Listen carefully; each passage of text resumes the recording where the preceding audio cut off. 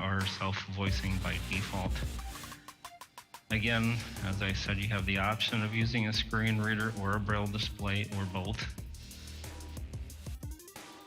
There's audible speech output for manual flight. For an example, it has attitude mode, which tells you your pitch in degrees. It tells you your bank in degrees. It has an audible system, a series of tones for runway lineup. We call it runway guidance mode, so it can tell you if you're lined up on the center line. We make industry standard nav aids accessible, like ILS approaches, RNAV approaches, things like that. And the nice cool thing that came up within the past 6 months to a year, and has ballooned quite a lot and quite well, is the Payware PMDG aircraft series. We have extensive support for that. Most of the 737 and 777 have support. Next slide. New features that'll be coming up soon. A flight planner for freeware aircraft. As Jason said, the FS Navigator and the FS Tramp was a flight planner in a sense, but since it had its own issues, we decided to take on the task of creating our own fully accessible flight planner for freeware software, freeware airplanes. A Where Am I and Look Around feature, part of it has already been implemented with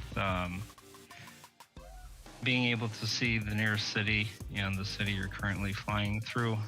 Expansions would include how far are you from the nearest boundary line, such as in the US borders, for an example, or a country's borders, a city, state, town, that type of thing. aircraft profiles for the freeware aircraft. That way you can tell TFM what altitude is the ceiling for that particular aircraft, what is the typical vertical speed that it needs to climb and descend at, and future ongoing expansion of PMDG support. Next slide. If you need to get a hold of us, the website is listed there on the screen, www.talkingflightmonitor.com. If you need to email us, the email address info@talkingflightmonitor.com. We thank you for joining our presentation, and I will hand it back to Jason. All right. Yeah, thanks so much for taking the time to listen, and definitely keep an eye on that website because we'll be announcing new features as they. All right. So the mic. Okay, there we go. All right. So, as Andy and Jason said. Hello, everyone. Hello, everyone. Hello, everyone. Wait a minute.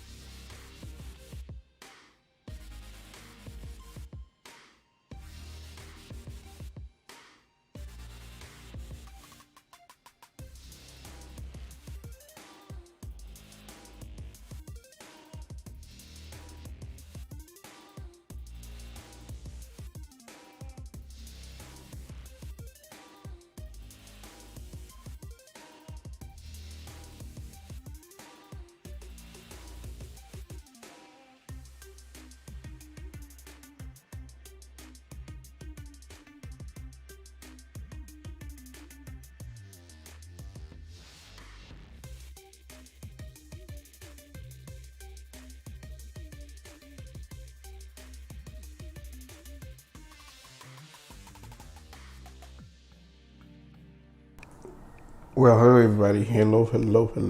Welcome to the stream. I thought I'd start out with this particular thingy for the FlightSimExpo. We will be sharing some of that with you guys. And so yeah, definitely, especially when next one comes around, we'll be sharing that as well. But welcome to the stream, guys. Thompson Spotter, Mr. Anonymous, Berto 360, Rock City Strong. Yes, guys, we are here. We are flying Chief Senpai. Chief Senpai say, LOL, trust me, we will all used to jump even when we initiate active sky. LOL, it takes some getting used to. Welcome. It's the Chief is here. Romeo Charlie is here. Yes, guys. So we are going to fly. We got the guys down on the ground in San Diego. I've spoken to them. Sound like they're having fun. We are here. We're going to give away a copy of Enhanced Skyscape. By the way, just to let you guys know, those of you don't know, Enhanced Skyscape is Enhanced Cloud, the one that I was using, the freeware, which was kind of like a 5 step below this. But those same guys who made that, made the payware for this. So I just wanted to let you guys know. Oh yeah, I see now. I have pictures I'm going to share with you guys. I have pictures. It looks like, honestly, it looks like a 77 yoke versus the regular Boeing yoke. And it looked like a 77. It looks fancy, you know. But the question is, I told Gio to try it so he can give me some feedback, you know. So I'm really interested to see. I knew that's what they was gonna come out with. I knew it. I just knew it. That's what they were coming out with. Yeah, so we're gonna be sharing some pictures with you guys, as I can see here. Let me see. I have some picture of the boys over there. Let's see here. I'm gonna put them in Discord so we can share. Give me a second. I see XP72 in full effect over there, doing his reporting. Oh my goodness. Let's see here. Copy this. I'm going to be sharing this thing with you guys. Here it is. All right, so it's in Discord. I think that's my Discord page. Can't put this. All right, cool. Cool. So I got this all ready to go. So yeah, the yoke. Yo, Geo. We gotta get on Discord, bro. So I'm gonna bring up Discord, Geo. So we gotta get on Discord. Give me a second. I'm gonna bring Discord up. Geo, the ground reporter at FlightSimExpo. Check it in. So I'm gonna let Gio kind of tell you guys himself what's going on down there. So Gio, I'm gonna start Discord. So give it a minute, all right?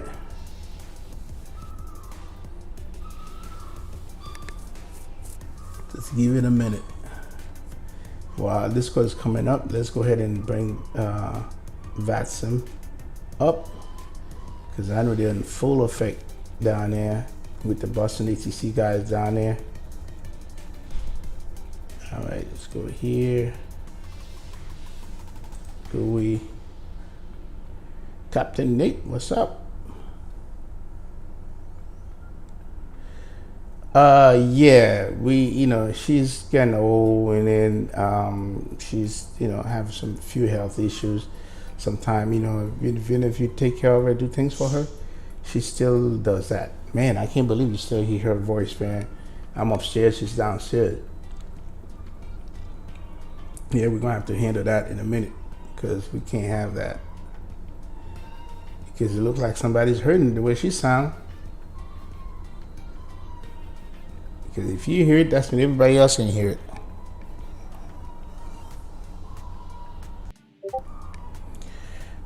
All right. Let's see here.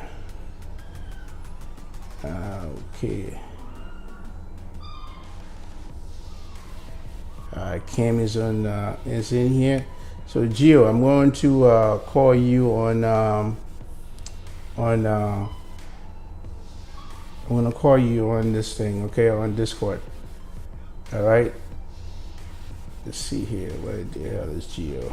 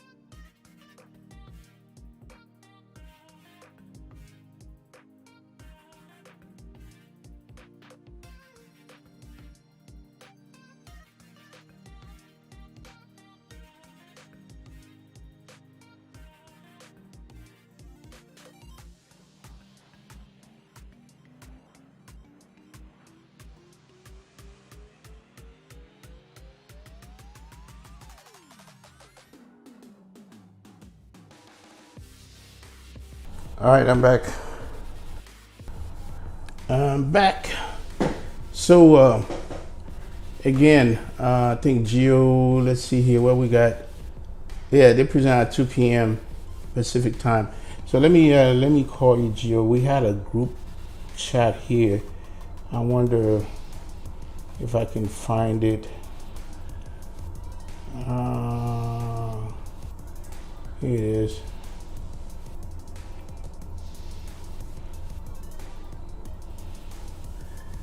No, that's not the one.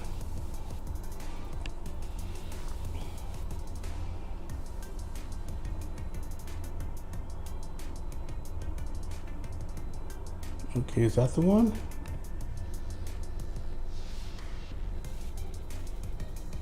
Oh no, I'm gonna still call you, Gio. I'm gonna still call you. Just give me a minute.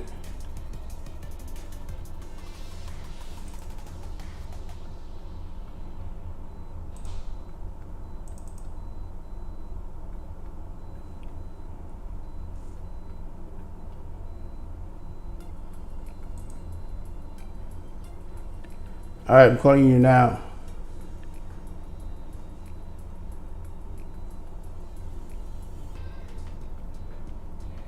Yo, Gio, you there? Man, why? Wait a second. Why am I hearing you on my speaker here? Hold on, dude. Hold on.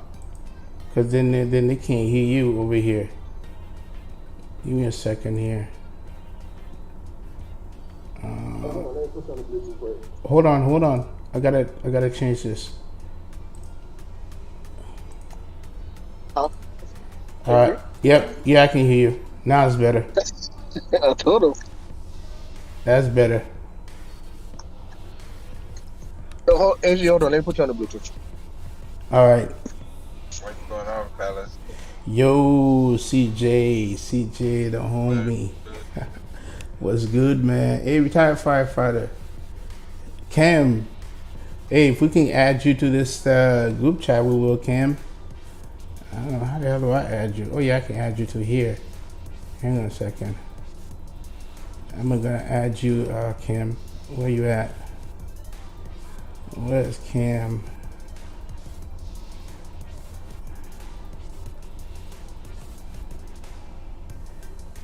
Why the hell are you not in my thing here? Really?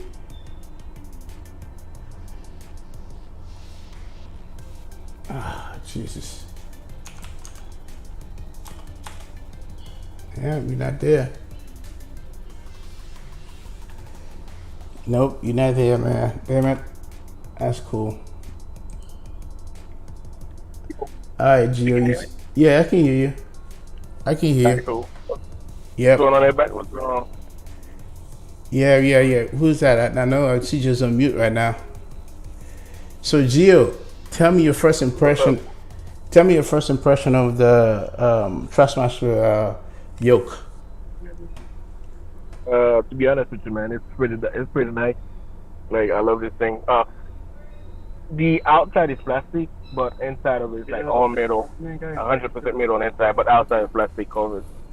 Okay. Now it looks like a. But it's up there. It looks like a 77 yoke. That's what it looks like to me.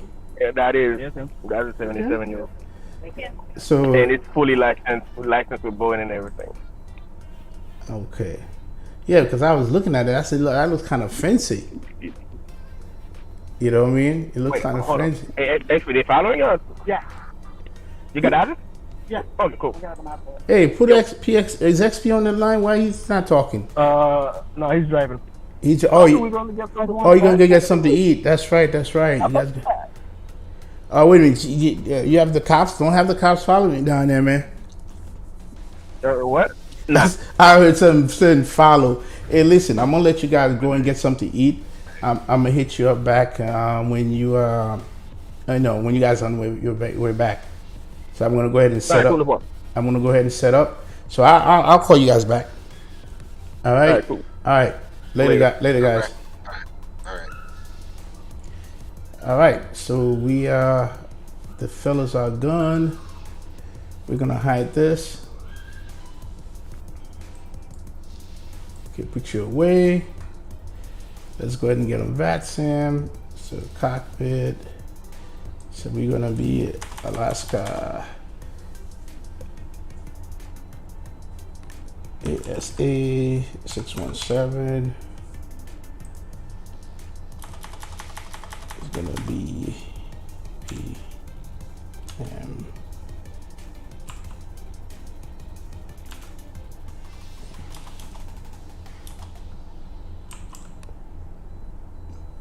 All right, these are max 9. So we're gonna be ASA. Here we go. Now we can connect. Okay, cool. Let's bring this across over here. Yo, Shaq, what's going on? Call me Stick, what's going on? Don't forget to hit the like buttons, guys. All right, so we're on Vatsim, so it's all good. And we're gonna change our setup music here. So the guys are going to get something to eat. So let them do that. So put that on.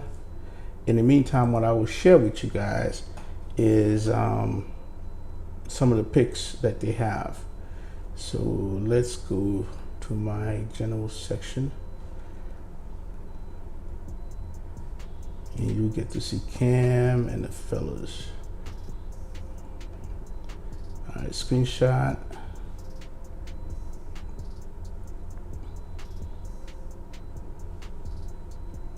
Okay, where the hell? Where did they put these pictures? How come I don't see it? Okay, it's not in this section. Is it in the general section?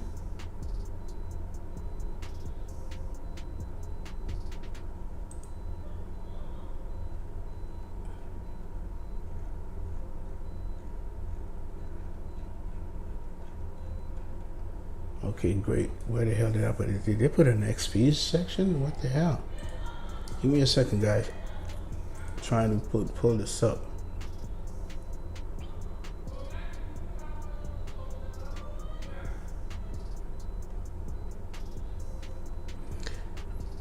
I have ground handling by Draw Design, but no, I'm not using that. Okay, hang on a second. It's in my DM? So, oh, okay, you know what? I think I know where it is. Give me a second. Give me a second. Because you're the one that posted it. Here we go.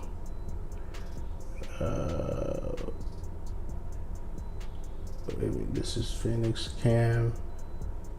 Yep, here it is. Yep, I got it. All right, I got it. I got it. I got it.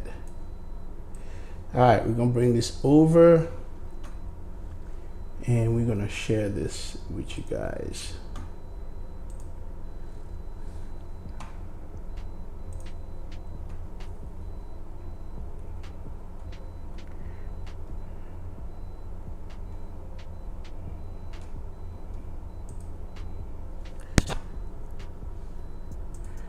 All right, I'm gonna let you guys guess who this is.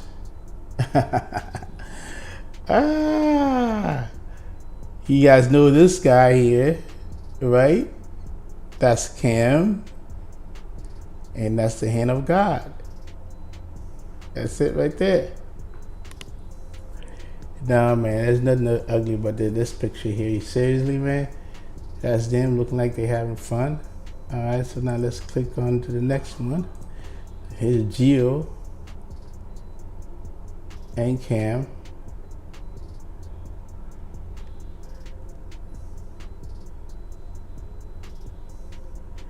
All right, and then here's a, for those of you who haven't seen this, here's the new flight yoke from Trustmaster, and that's a strictly 787 yoke. Yep, and this is the throttle card that comes with it. It looks pretty nice. Now the thing is, I wonder how it feels. I wonder how it feels. Now the honeycomb, based on looks, fits the 737 better, but this fits the 787. Probably the 777X that's coming out. You know, I'm pretty sure they have all the new stuff. Okay, and then when you buy this, it sounds like this thing gonna be out in November. This November 6th. This will be in 6 weeks. This will be out. Trust Master. That's what I, was when I was listening to it. All right. So, and of course, this is their other stuff. As we know, they have. And then here's XP doing a little thing for his XP Blue experience. He looked like a reporter, doesn't he? There he is again. Oh my goodness. Yes, sir. So those are the fellas.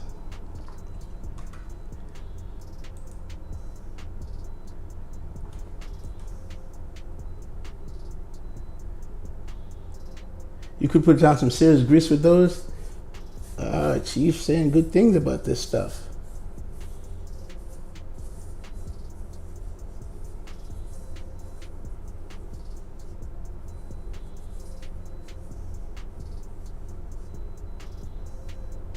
Yeah, man. So this is it. So you guys get to see that.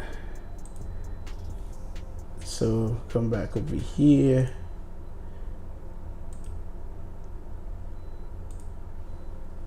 And we'll be back. We are going back. It's minimize you, bring you back. And there we go. All right. All right, so we're gonna go ahead and get started. Okay, I don't know who's here. Let me see. I got Vatsim aircraft. Let's see is anybody on the ground here. Yeah, there's plenty of folks. Well, no, not plenty. There's about 3 of us here. Okay. ATC. Interesting, no ATC. Okay, that's fine. That's fine. All right, let's go ahead. We're not gonna waste any time. Go inside. I'm getting, hang on a second. I gotta close my window because I'm getting this, the sun's coming through here and I can't, reflection on my screen. Yeah, that's better. All right, that's better.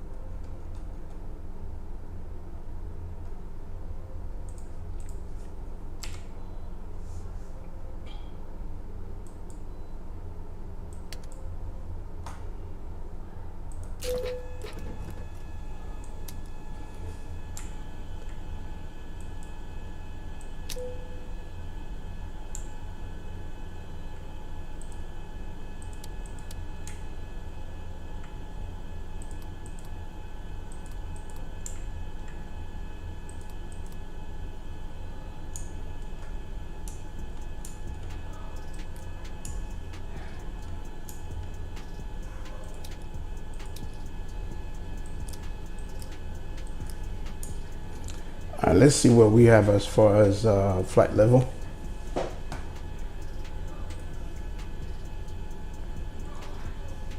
Okay, it's gonna be a 350.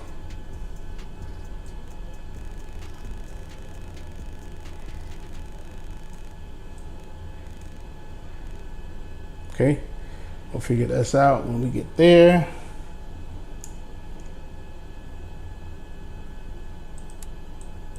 Okay.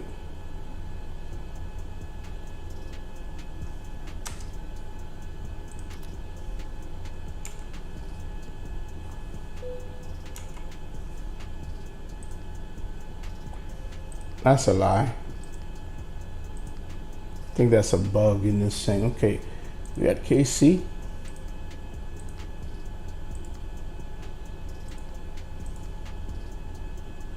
Route.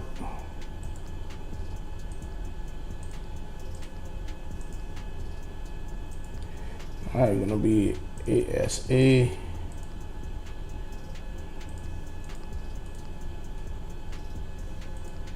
Cool beans. I'll go to the second page. Let's go ahead and enter this flight plan. And by the way, for those of you who wants to know the route, it is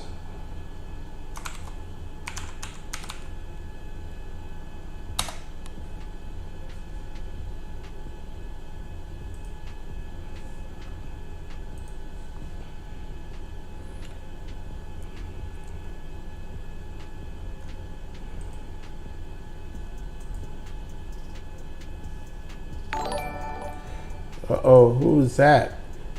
Mark Ruiz has subscribed to the channel. Appreciate it, Mark.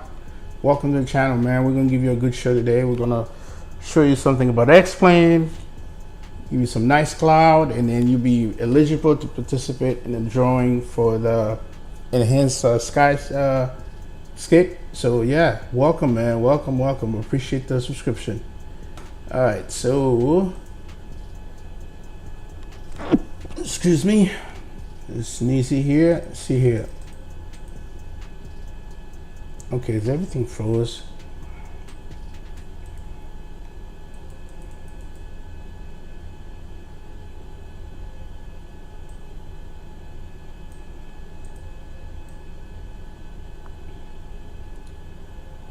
All right, so a flight plan. So what we're doing the summer 2 departure, summer transition, and then direct to page to Q11, passkey direct to Hawk, and then a Cosmic 2 arrival into San Diego 27. We'll do the on Yankee 27. So let's go Summa.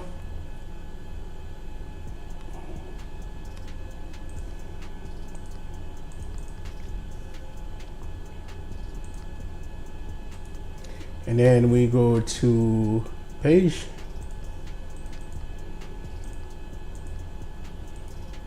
And then Q11. And from Q11 go to passkey.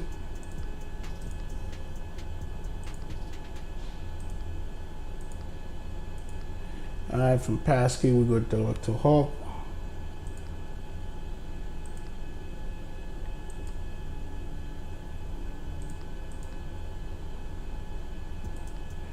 And from Hawk into the arrival. So we're gonna activate that, execute. Okay. Do this. So we're doing 16 left, and then it's gonna be the Summa, and then this is good. Execute that. Let's take a look at it. Here it is. All right, cool. Let's get back over here. Go to index, back to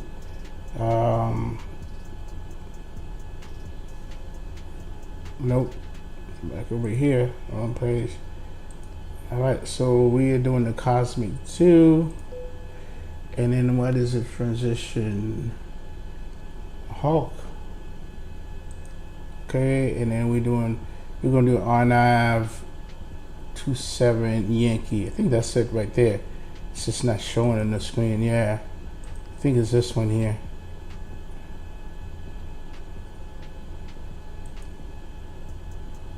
We'll check it, just make sure that's what it is. Let's go to legs. Yep, perfect.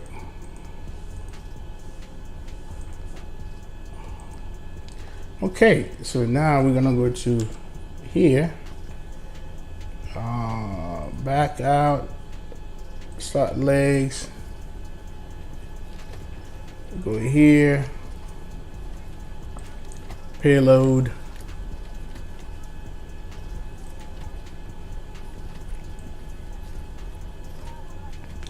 fuel, we're done, I think 21.7.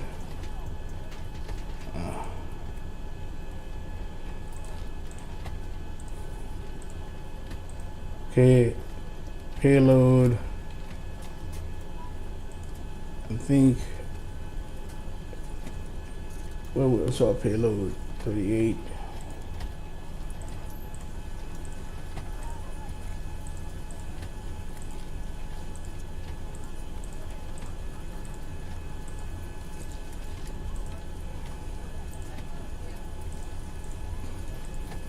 Okay.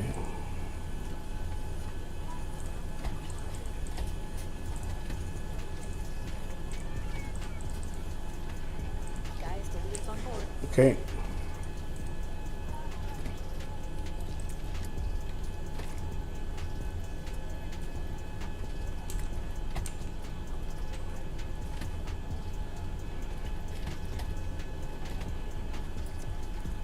Okay, we got some fuel in the center tank. Cool.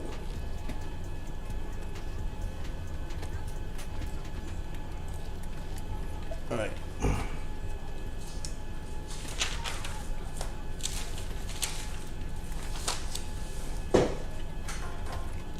So we got 226.6. Okay, cool.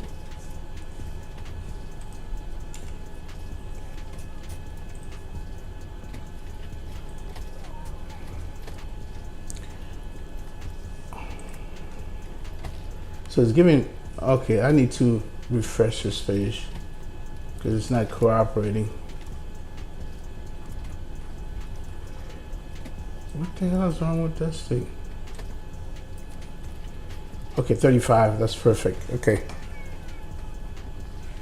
What is my reserve?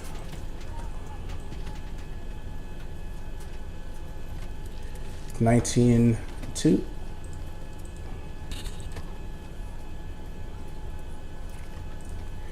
Cost index, what cost index did they give me? Oh no, that's not gonna work out.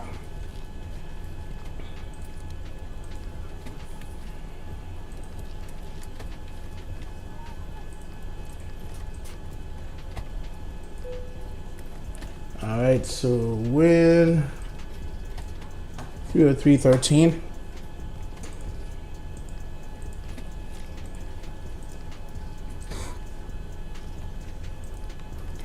SEDEV is 07. Okay, cool beans. Execute, go to N1. Okay, we can do 99.8. I have no problem with that. Take off at 5. And then this was 26.6.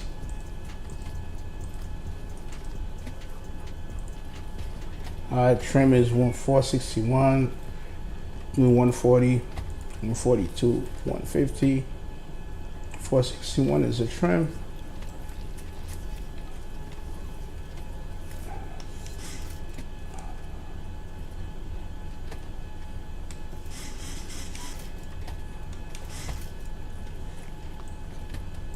All right, 150.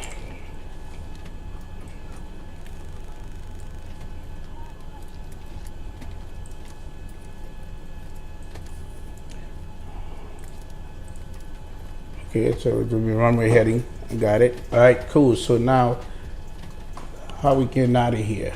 Let's go to Avitab.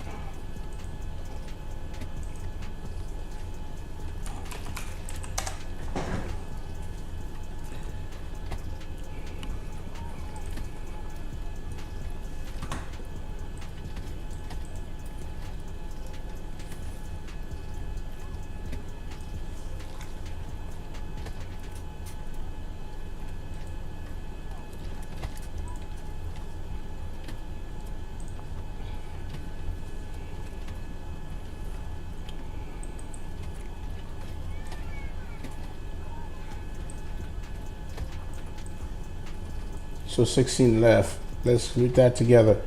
Okay, 16 left in the center. Climb on heading 164 and to C, R161 to Nevjo, then left turn heading 131 to intercept the C radio 146 to Suma.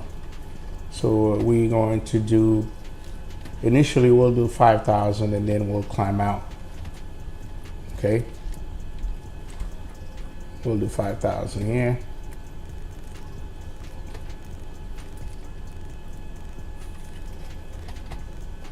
All right, cool beans.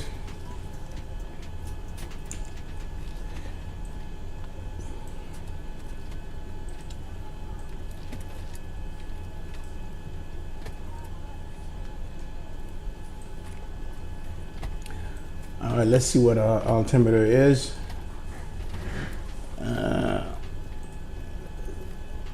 Hey, the giveaways that we're gonna do with our cruise. Our cruise, we're gonna do the giveaway for the enhanced Skyscape. Right here, what's up, man? Welcome, welcome. All right, let's go ahead and let's see here. What was I doing? Oh, send brief.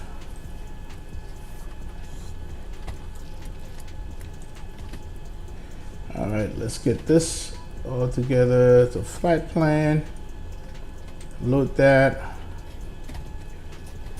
G. There you go.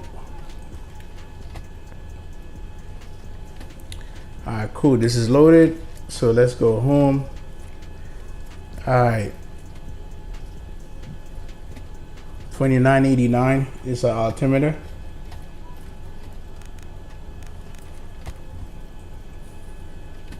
Okay, on both sides, we good. I think that's it for that. Let's get our TCAS in order. You can leave it at 2000. 122.8.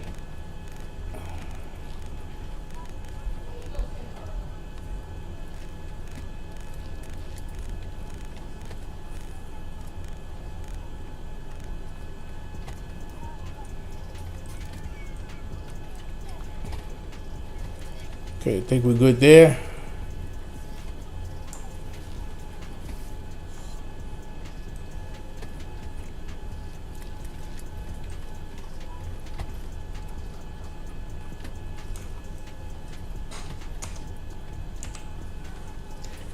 Let's get the rest of, let's get the APU fired up.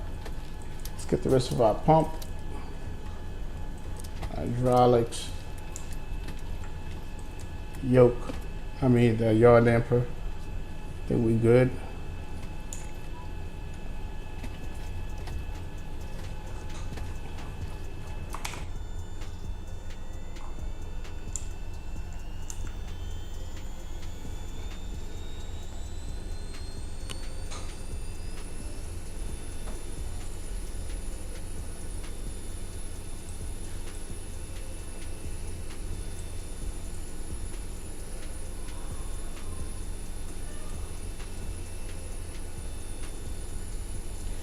Yeah, it's kind of like this. Looks like this is San Diego right now. The scattered cloud. Looks pretty good. All right, I think we should be good. Not yet. There it is.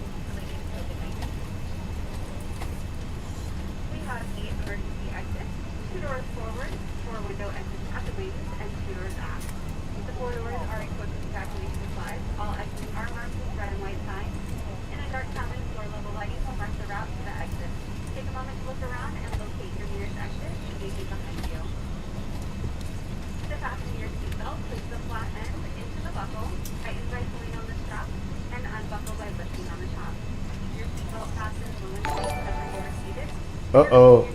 Who is it? Dono from Donut. Mr. Donut. Welcome to the stream, Donut. As always, thank you for the donation. Flying to FlightSimExpo with us. Appreciate it. Give Donut a big up in the chat. How can you enter the giveaway? You have to subscribe to the channel.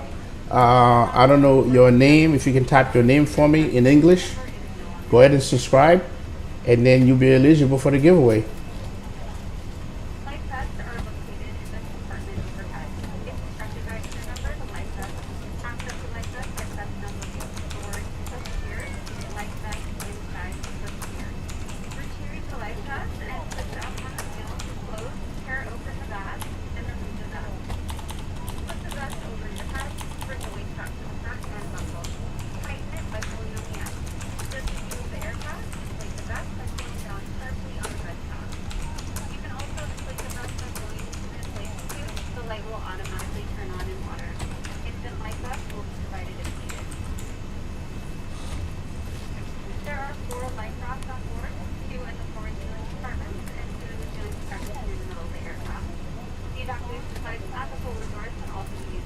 All right, Kim, go ahead and subscribe. Go ahead and subscribe to the channel, and then you'll be eligible to enter the giveaway.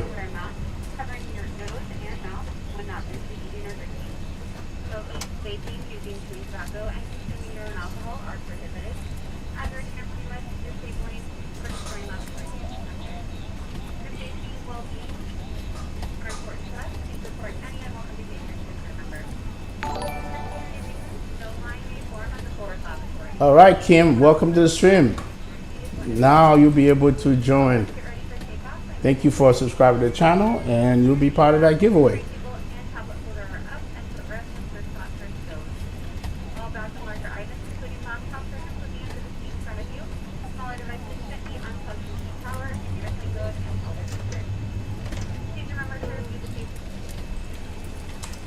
All right, so we hear the safety briefing, and we're going to go ahead and get ready for pushback. Let's come over here, go to ground, disconnect the GPU, go back home, PA. Good morning, folks from the flight deck. Get your captain for the ride. It looks like it should be pretty good. So we're planning on a smooth ride.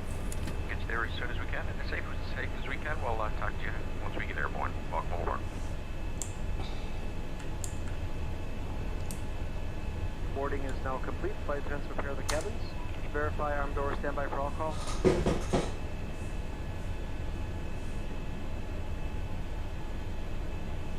right, we've got everyone strapped in. Give us a ring if you need anything.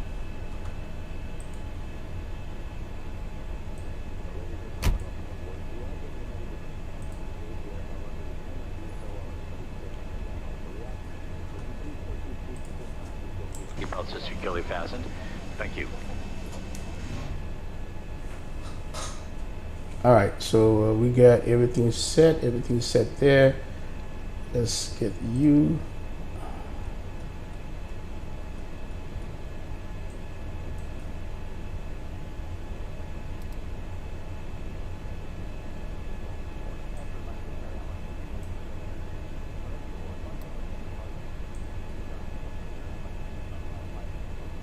My graphic settings. All right, I'm gonna do that right now before we push back. Here it is.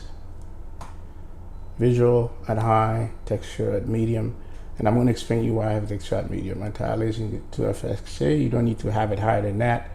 This is all the way down. This is all the way down, and now I'm running max object. Normally I run max or high, but right now I'm running high. So this is pretty much my setting. While I'm here, I might as well do this. Okay, I'm on the max 9. Let's calibrate this guy.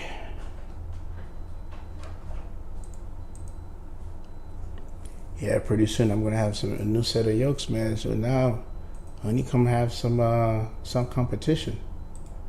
They have some competition.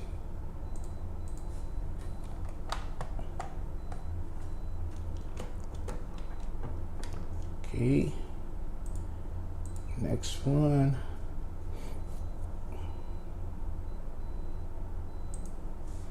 All right, let's make sure that everything else is all set. Yep, I'm good. Okay, cool.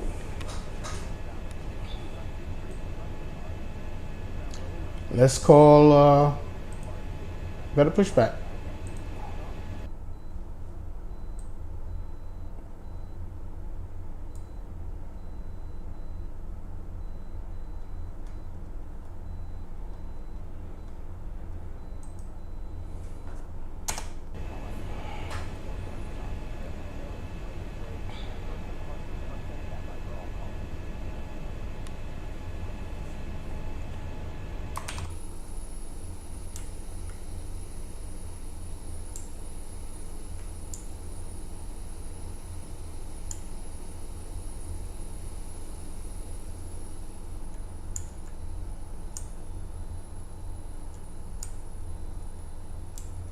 Yeah, by the way, the statics planes are off. That's why you don't see the planes over here.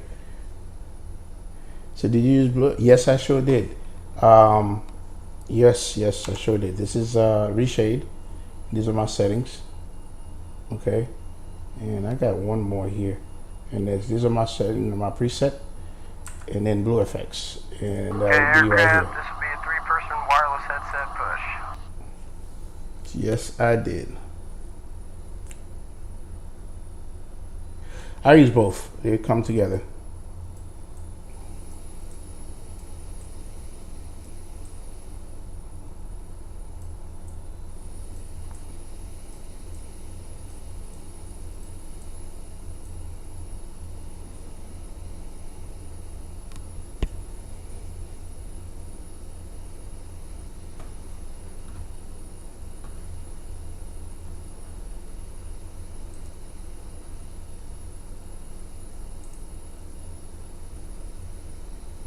Okay, copy. A's off, door lights out, bypass pin is in, parking brake set, walk around complete, bin doors and access panels secure, safety zone is clear. Okay, hang on a second here.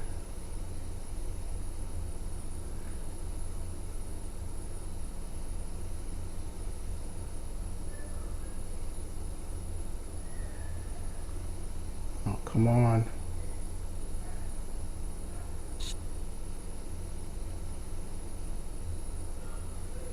Okay, cool. All right, let's go release it.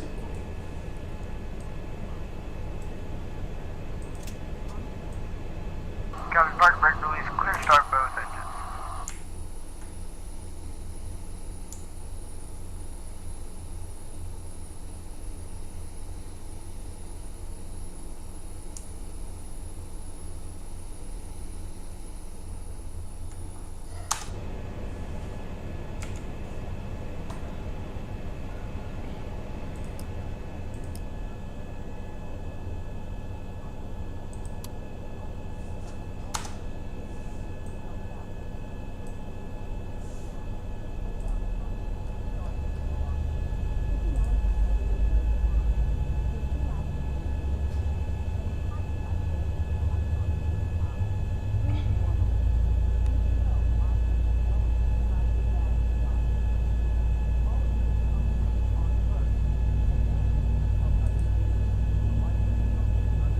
Going for 23 before you get some fuel. All right, here it is.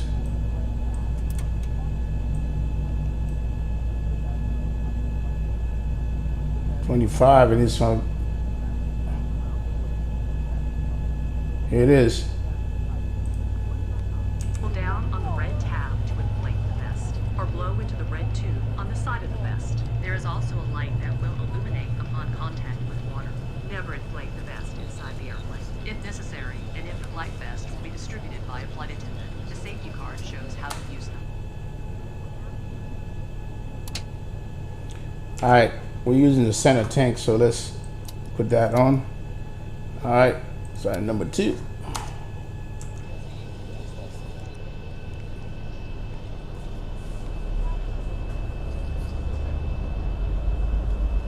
That's the parking brake.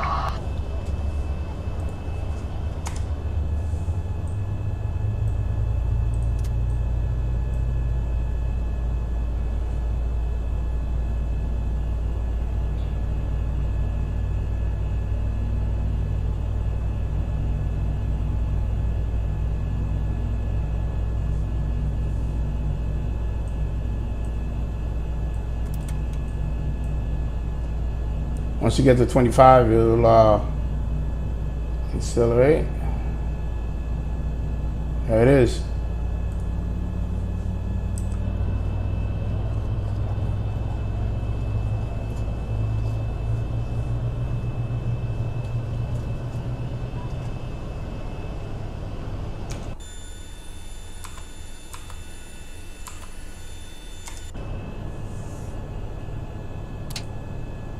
Okay, tow bar disconnected and bypass pin removed. Have a good one, guys.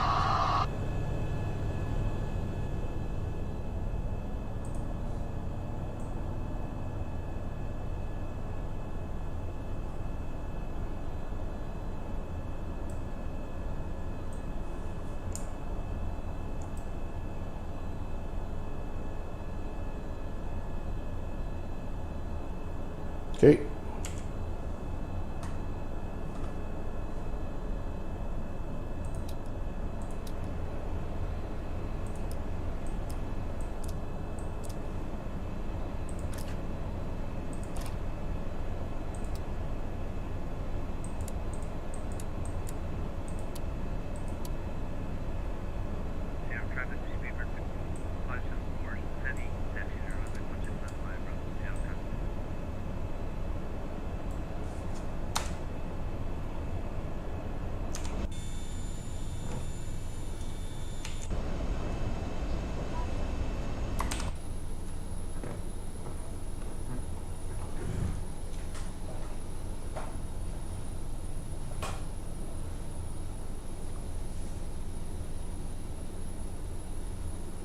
Oh, FS Expo. They talking about FS Expo. All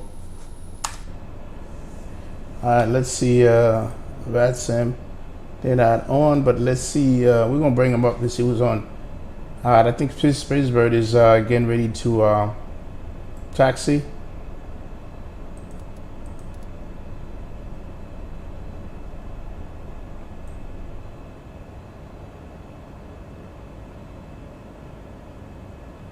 So we're talking. We're gonna do 8,000 because I want to be able to look out. So I'll give me some time.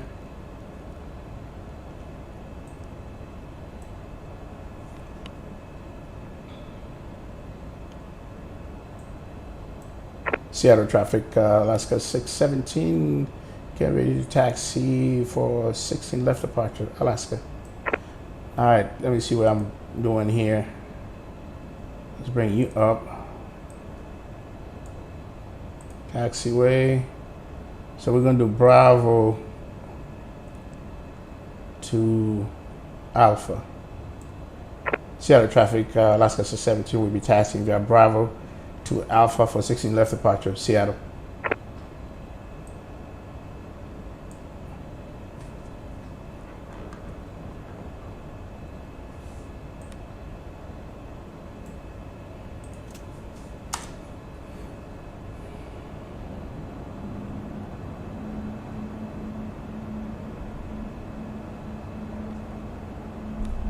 Hey Jacob, what's going on?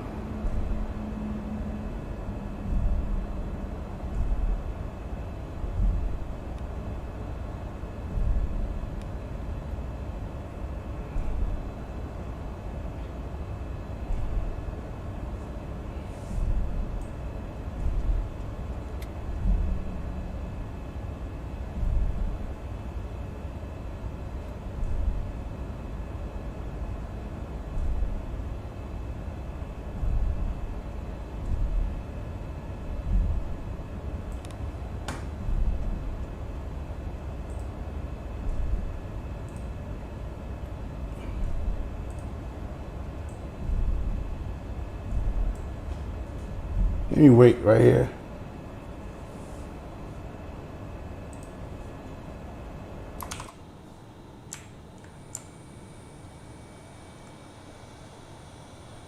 All right, well, let me cut him off.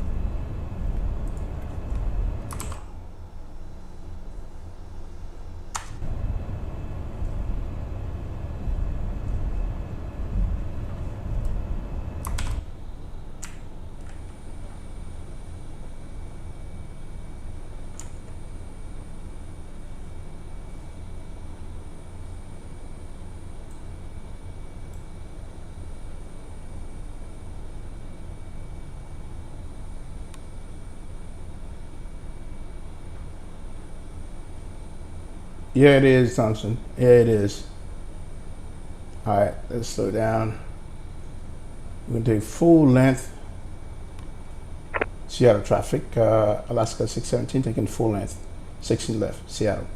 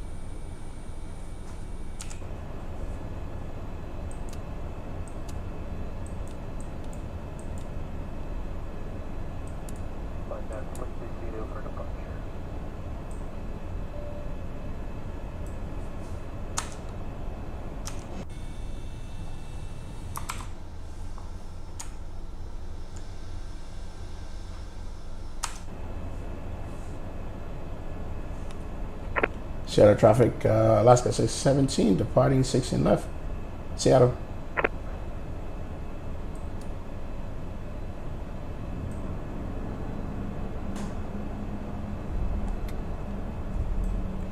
The clock.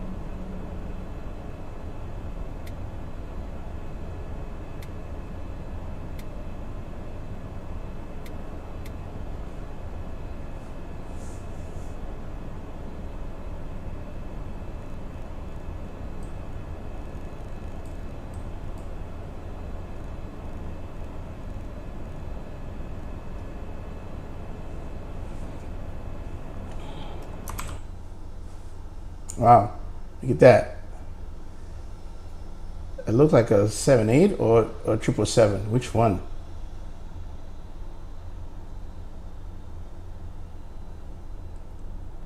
All right, let's roll.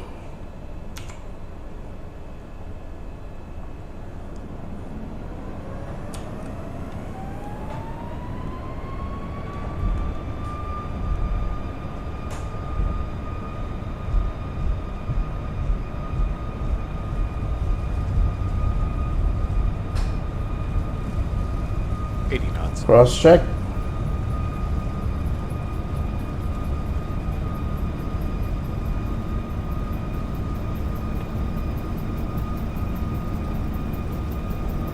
V1, rotate.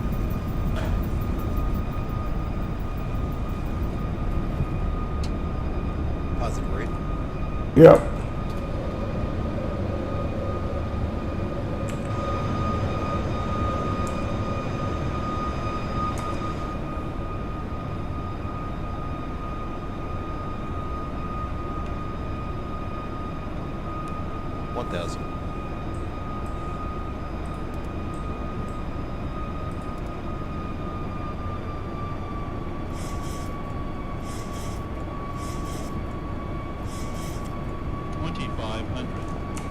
I don't like when you do that. Flight level change.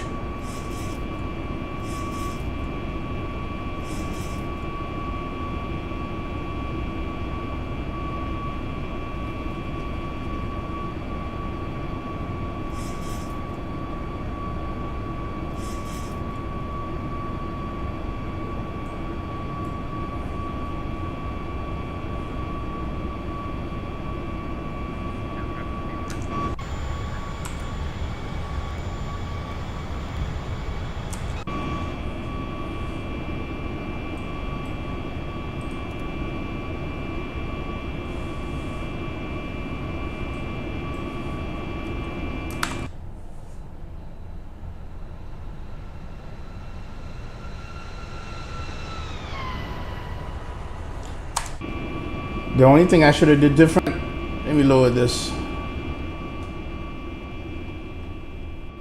was to do flight level change when I did that. Then you wouldn't get that dip. Now in the Max 8, you don't get that.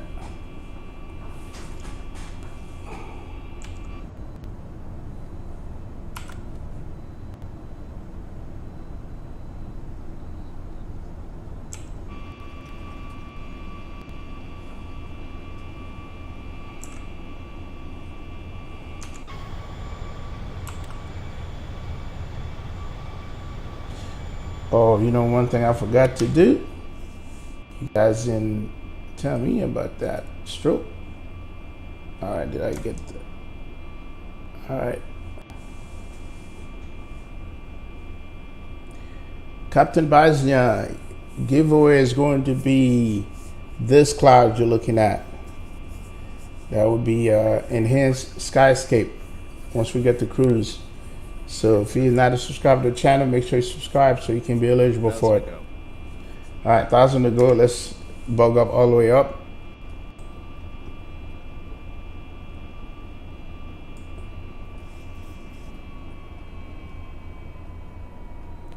All right, level change.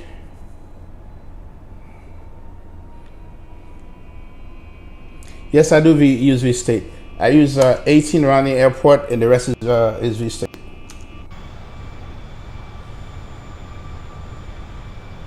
I have V-State Washington. So they'll be auto all the way down.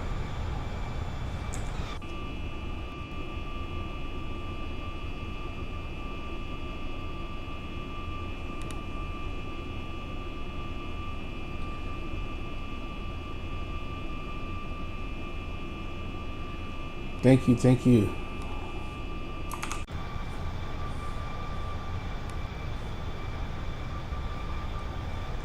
Thank you, sir. This is what it's all about, bros. This is all it's all about.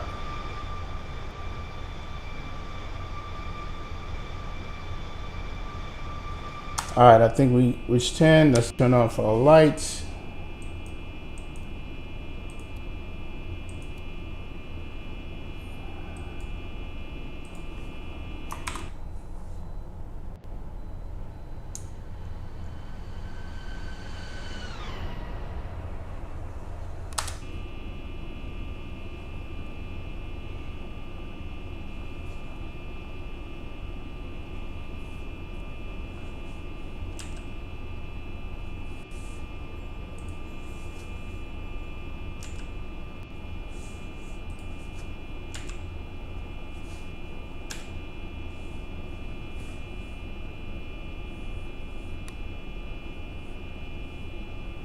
Oh yeah, you're gonna need it, bro. You're gonna need the 1 terabyte.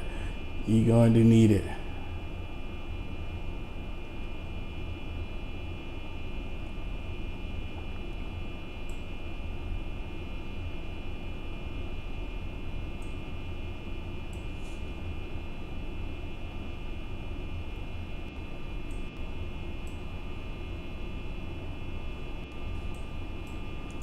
Now let's put the yoke back. All right. Let's go down here and see what we're doing. Flaps are up, takeoff briefing is done, cabin is secure, MSP is set, transponder is set, stroke that after takeoff, air conditioning is set, engine start switch is good, landing gears are up, breakers off, and altimeter is set. All right, so we'll be set for that.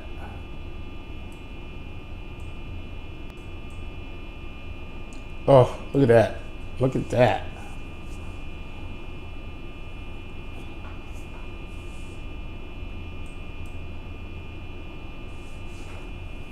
Tell me that don't look good. Jeez.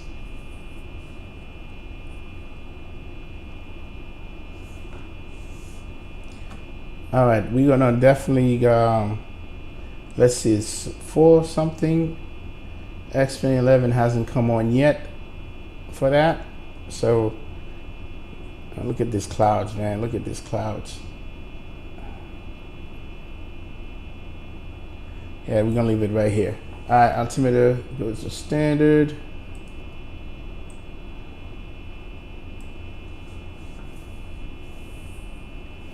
Oh yeah, man.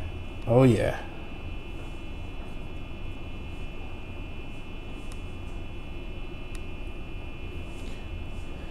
Yeah, excellent views. Excellent views.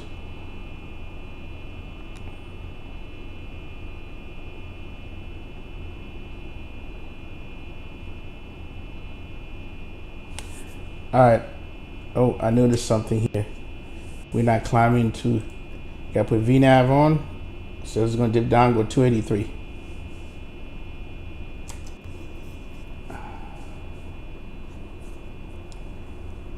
Coming to the cloud. This is what I was missing on my freeware version of this thing. Okay, to where like when you come to the cloud, it really didn't seem like you were going to the cloud, but I guess they wanted to wait and did the peerware to give you that effect. And watch this. Completely different.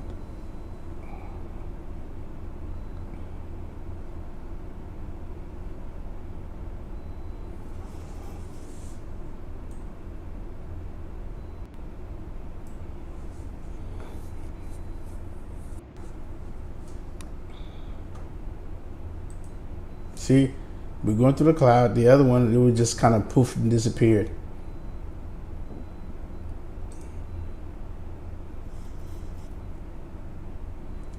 And you break out of it properly.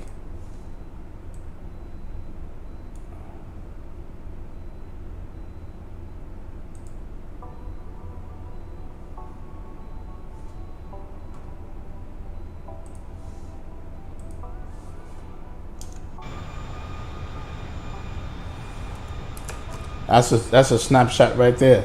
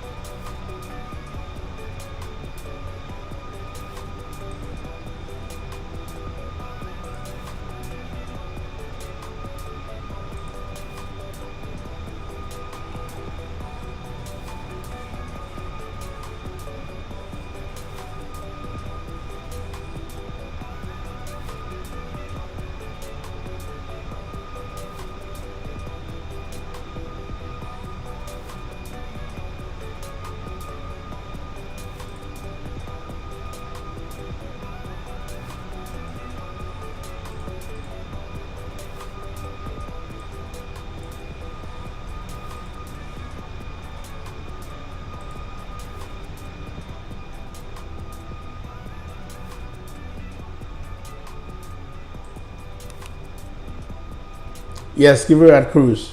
Yep.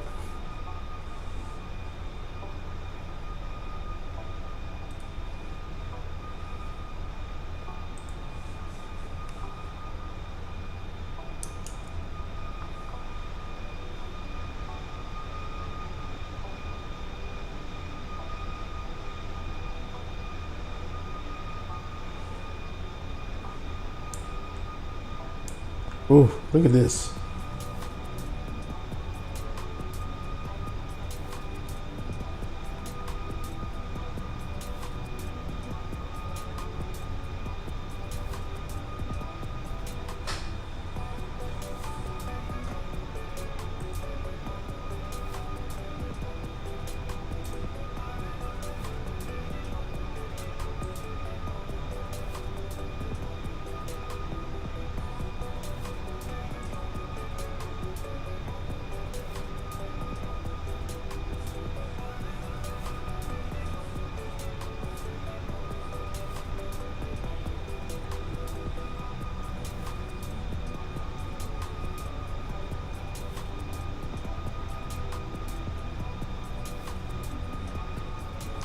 Yep, that's Vertical Sim, Washington State. All the author you're gonna see down here is gonna be Vertical Sim, Washington State, Oregon, California.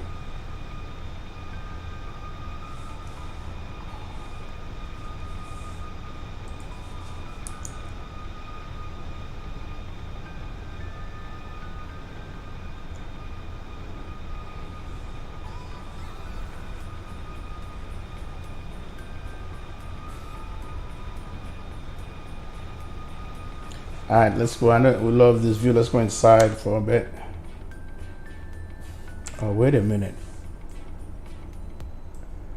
Oh, crap. Forgot all about my, part of my, this is why it's getting foggy. Jesus. It's not good.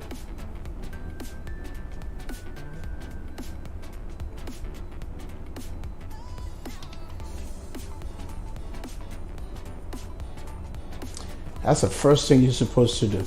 All right, that's how we are on center tank. So got peanut fuel in center tank. Cool.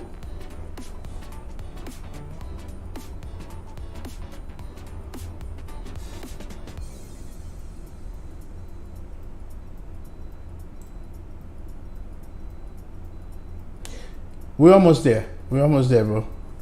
We're almost there.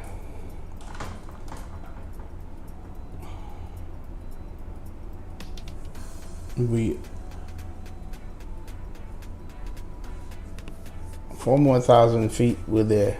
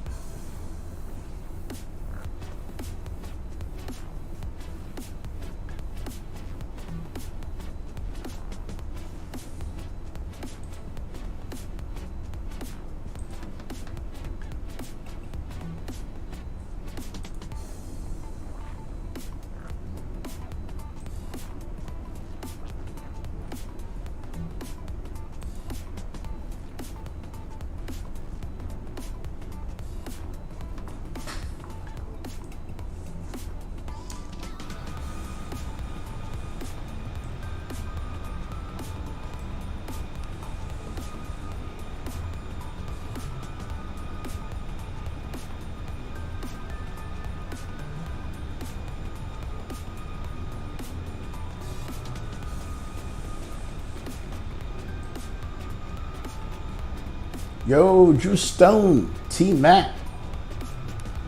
Big up to you guys.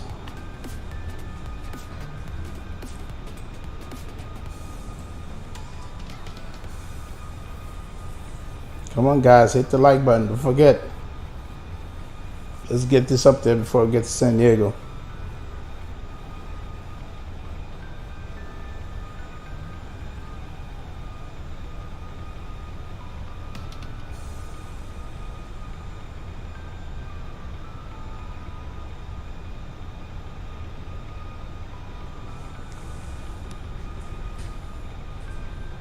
Nope, not yet. Not yet. We're almost there, dude. We're almost there. We almost there. All right, let's see where we're at.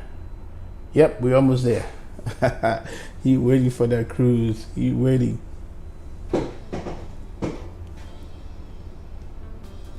He's 35 coming up.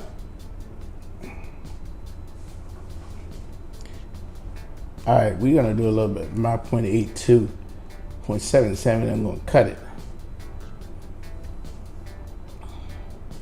All right, we're gonna go down here.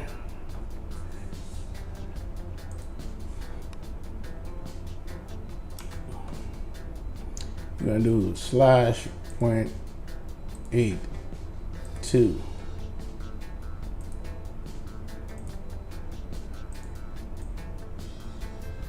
Yep.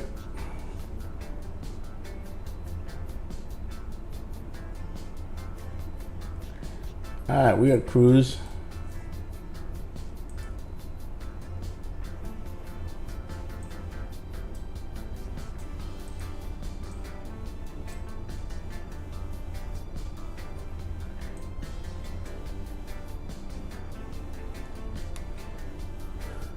All right, Here we go. We're gonna run the giveaway, and I'll tell you guys what to put in the chat once I do that. Okay, cool. Let's go to an iPad.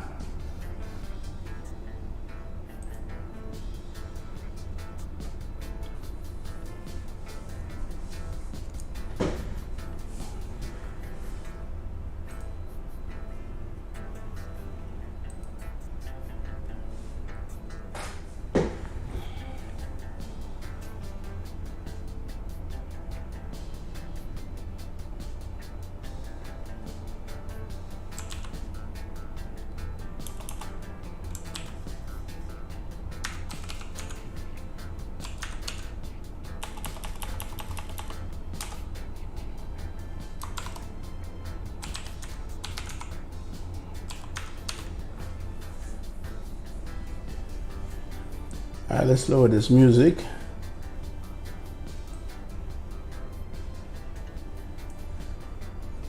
Let's go to a cruising type of music.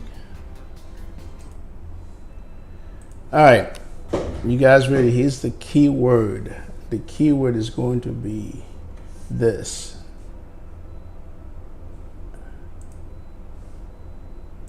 It's going to be this.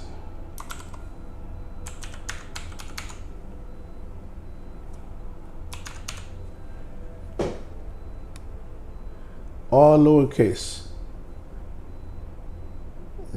All right. All lowercase.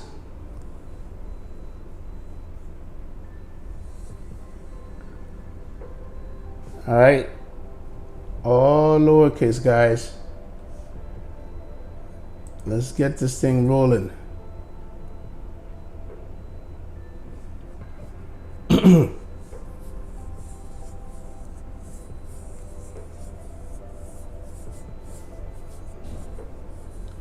I see Team Acid, Drew Stone. Come on, guys.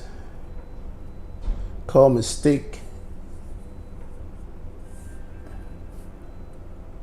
Greg Hill.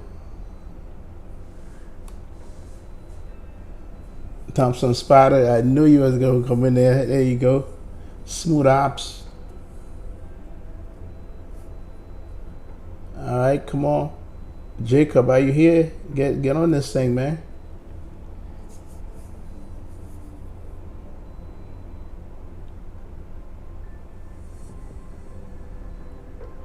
We got Call Mistake, Drew Strong, Greg here, Smooth Ops, Thompson Spotter, T-Mac. Hello, hello, Smooth Ops, man. Get this clouds. Hey, Thompson Spot, if you don't win it, man, you know, you keep coming to my stream, you're going to win something. That would not be the last one I do. Guarantee you. If you guys like it so much, you know, in my next stream, I'll do another one. Come on, guys. Let's see here. How many you watching? Okay, we should have 14 people, you know, unless you have it already. Come on. Let's see it. Let's see it. Go ahead and subscribe, all of you in the background.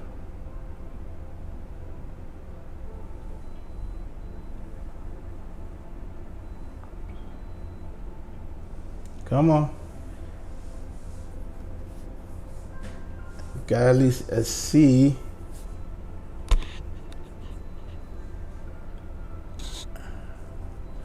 All right, let's see what Nipod have for me.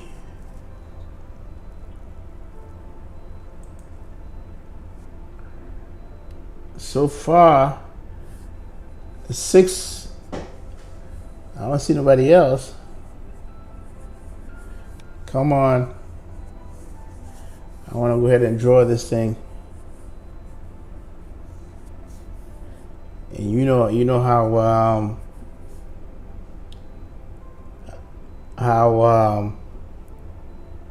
Nipod can be.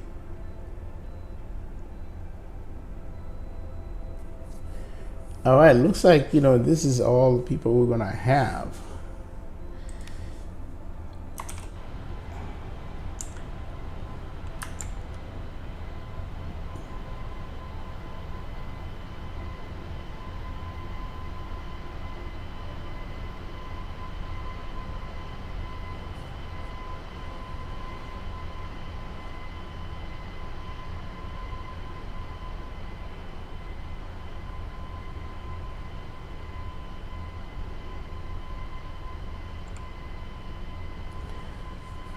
All right, let me see.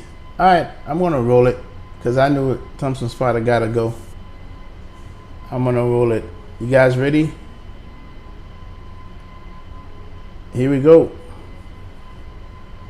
One. No, I'm gonna go down. 5, 4, 3, 2, 1. Roll it. Oh my God. Thompson spotted. Wow. Wow, I can't believe you got this. Oh, we're gonna be watching it together, Come Mistake. What? Oh my God. He won this. Oh my God, you deserved it, bro. You deserve it. Because you asked me to do this giveaway too. Well deserved, man. Well deserved.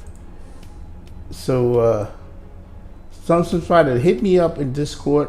What I need your name, your email address, okay, in Discord, and then I will get this to you, because the way I gotta get this to Threshold, and then I'll get forward that email to you that has whatever you call that number on it. So forward it to you, then you can download it and all that good stuff. Wow. I'm happy for you, man. I'm happy for you. Really, congrats, man. Congratulations on that one. We'll do another one. We'll definitely do another one, man. Discord, yeah, it should come up. Yep, that should come up. You see my Discord? No problem, Thompson Spider. No problem. Okay, why is that Discord? There it is. Go ahead and hit me up in there. You should be good, man. Congratulations. Congratulations, bro. Oh, I know you are. I know you are. And this is what's nice about it. People that's deservingly so. And Kim, next time, man, I don't know if you're still in the chat. Keep coming. We're going to be doing a giveaway, especially when I approach 700. So we're going to do a whole bunch of these. A whole bunch of them. So with that said, let's go ahead. We're going to be watching the Explain stuff. So, yes, we're going to. All right, let's go and bring it up. And I'm going to turn off my damn music.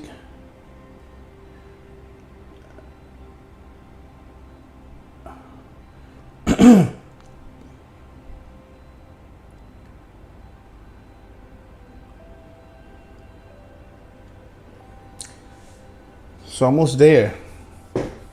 We almost there. We all want to know, what do they have up their sleeve? Thanks, Drew. Thank you.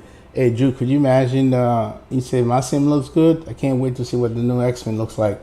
Then I don't have to do a lot of stuff. You know what I'm saying? I don't have to do a lot of this stuff. So, yeah. All right, 456. Your DM. All right, let me pull that. Let me pull Discord up. Yep, I think I did. Yep, here it is. I got it. All right, so give me your email, and then we're good, man.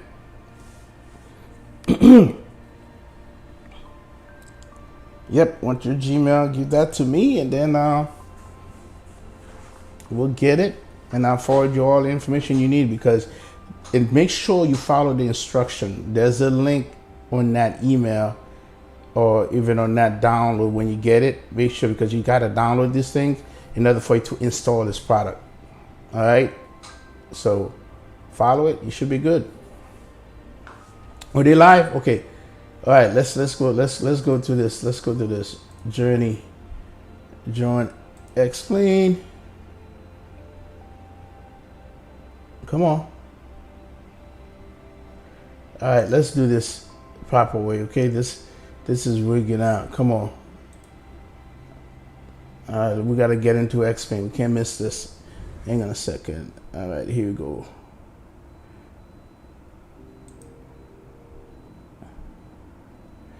They're still waiting to come up. It's gonna come up exactly at 2 o'clock. Watch. Let's turn this music off. All right, I'm going to move this over. And then do this. We're waiting.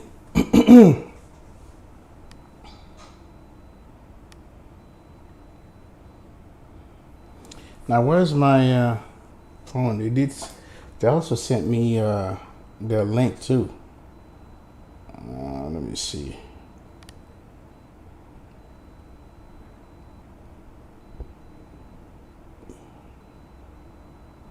Maybe I need to use the YouTube link. That's what you need to use.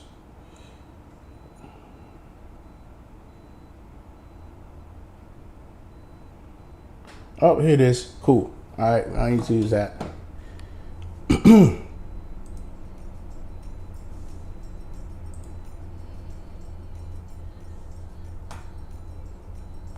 What the hell?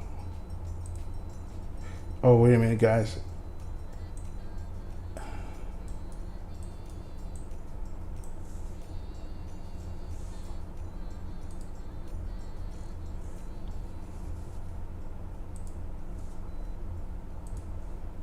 Why every time? Don't do that. Jesus.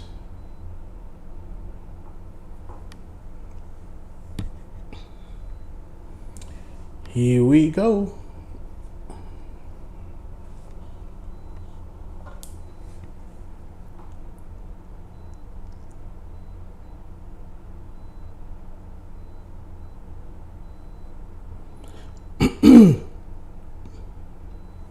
I know this is something that they did up front, so they're not at the FlightSimExpo.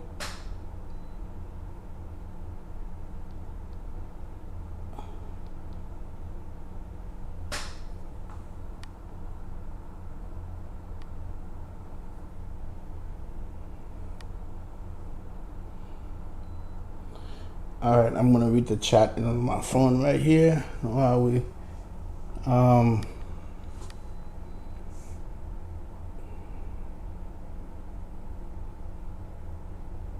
right, so everything's good.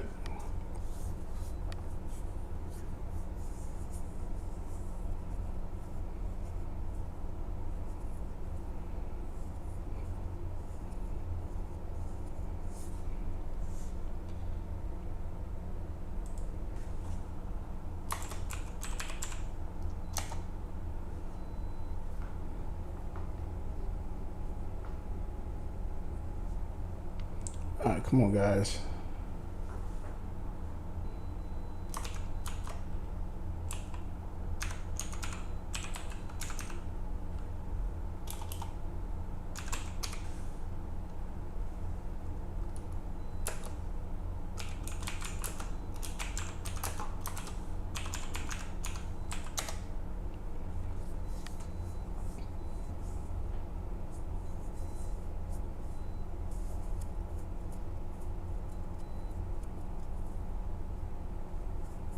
Okay, so when we gonna start this? When are we going to start this?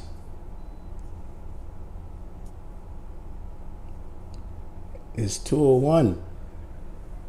Alrighty, well, it's not a big surprise that the room is basically completely full here. I can't imagine what's going to happen next. I think there's some kind of an announcement or something like that. So in typical form, I'm just going to totally interject and interrupt that announcement with an advertisement, because that's what I do.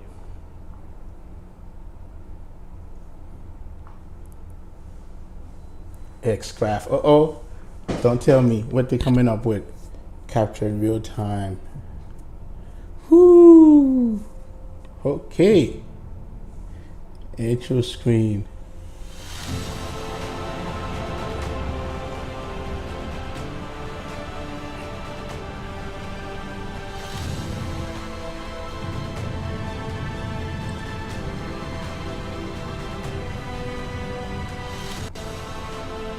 Oh yeah, I'm in.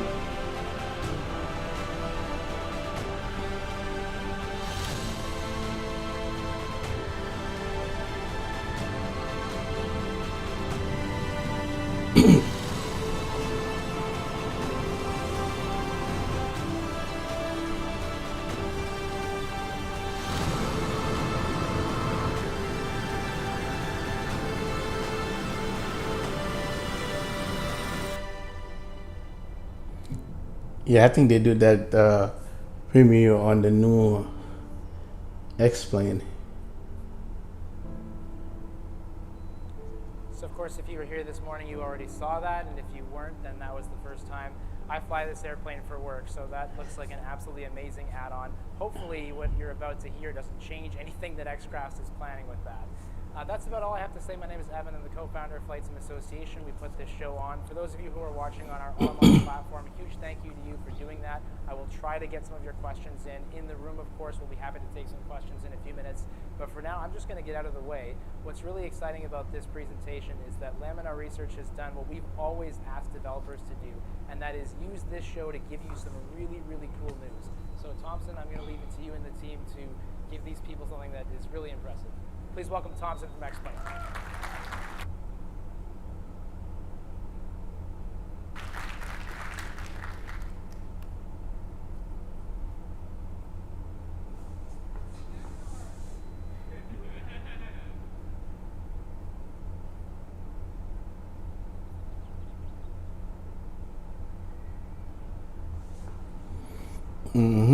The trees. Yes, I see you.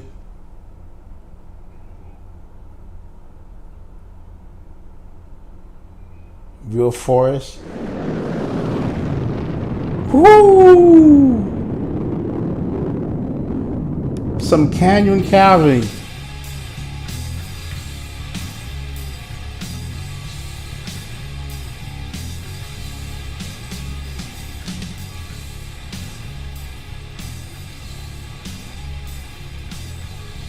The F-14 Tomcat, my favorite fighter.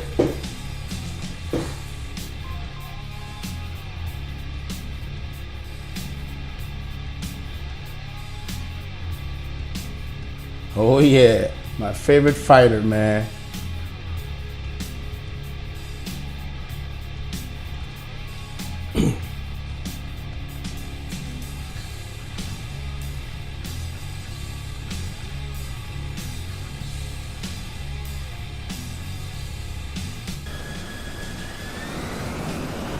Woo!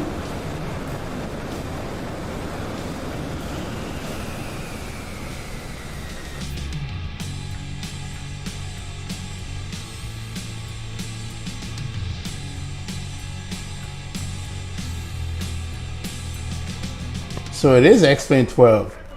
So it is X-Plane 12. So it is X-Plane 12. Hi everyone, thank you so much for coming. My name is Thompson Meeks, and I've been flying X-Plane since I was about this big. It's changed quite a bit since then though, and we're really excited to show what our team has been working on since then. We just saw an awesome new F-14 Tomcat that will be default in X-Plane 12. We're super thrilled with all of the work and dedication that our team has put into that, and it's really a joy to fly. Next, we have some videos from our development team. What they will do is show you a little bit of what they've been working on for X-Plane 12, and then they'll go a level deeper and tell you why it matters, how it adds to the immersion of X-Plane, how third-party developers can leverage this to make their products better, and what X-Plane 12 will look like. Afterwards, we'll have time for a short Q&A. So let's get started.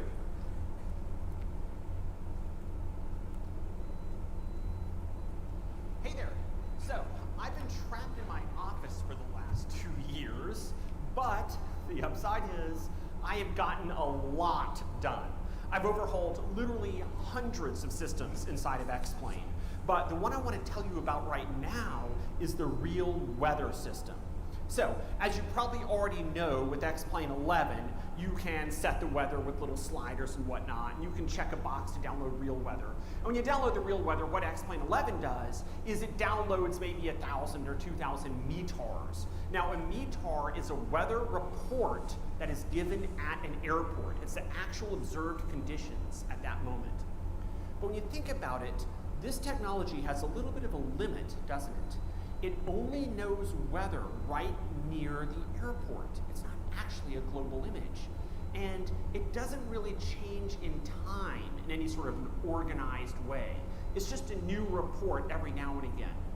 And so when you base a real weather system on METAR reports, you're going to have weather that's inherently local in space and locked in time. Is that really the best we can do? I wanted to kick it up a notch. For X-Plane 12, I wanted to have weather that could work anywhere in the world and change smoothly over time. Is it possible? It turns out the answer is yes. So I wrote another program called Xavion. Xavion is an iPad app that I use in the cockpit of my actual airplane whenever I go flying. And what this app does is it connects to weather receivers or the net, really anywhere in grab weather, and downloads something called GRIB files from the National Oceanic Administration. And here's what a GRIB file is. It is a global grid that surrounds the entire planet Earth, listing the weather that is computed from an algorithm that comes up with the weather forecast. Now, because this forecast is computer generated, it covers the entire Earth. It's not just limited to areas around airports. And because it's a computer generated forecast, it can also go out forward in time. So, the NOAA GRIB model allows global weather that covers all of space around the Earth and all of time as it moves forward in its forecast. These two things together allow weather that can vary smoothly no matter when or where you go. So, we take a look here at this NOAA GRIB model that has been imported from Xavion into X-Plane 12. And this is a cloud cover model. There's 1 million data points in the model. You're seeing about 1/4 of that here. But when I got this data, I said, you know what, it's still not quite high resolution enough. I want to blend in the METAR reports so I get information from observed reports as well. So here's what happens when X-Plane starts with the GRIB model, which is the low frequency data, and then interpolates to METARs wherever weather is actually reported. This gives a global forecast with high resolution detail near the airports. It's combining the best of both worlds. So, we have a model that covers all of space and time. We also have detail that starts with the mathematical force and with detail that starts with the mathematical and then blends the actual observation. Let's take a look at the to show how that weather is. So, we start off with the winds, for example. Wind direction and a low altitude wind direction all over the place. But as you move up to higher altitude, then of course that's less direction. This guy is so funny.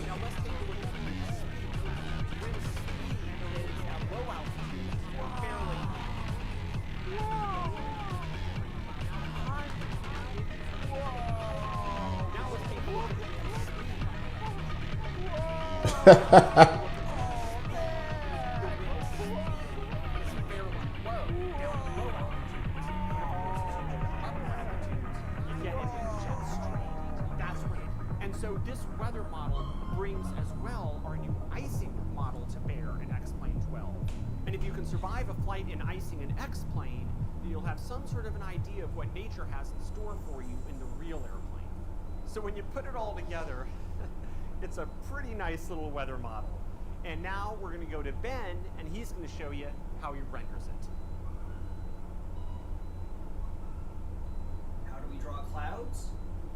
used to use these billboards.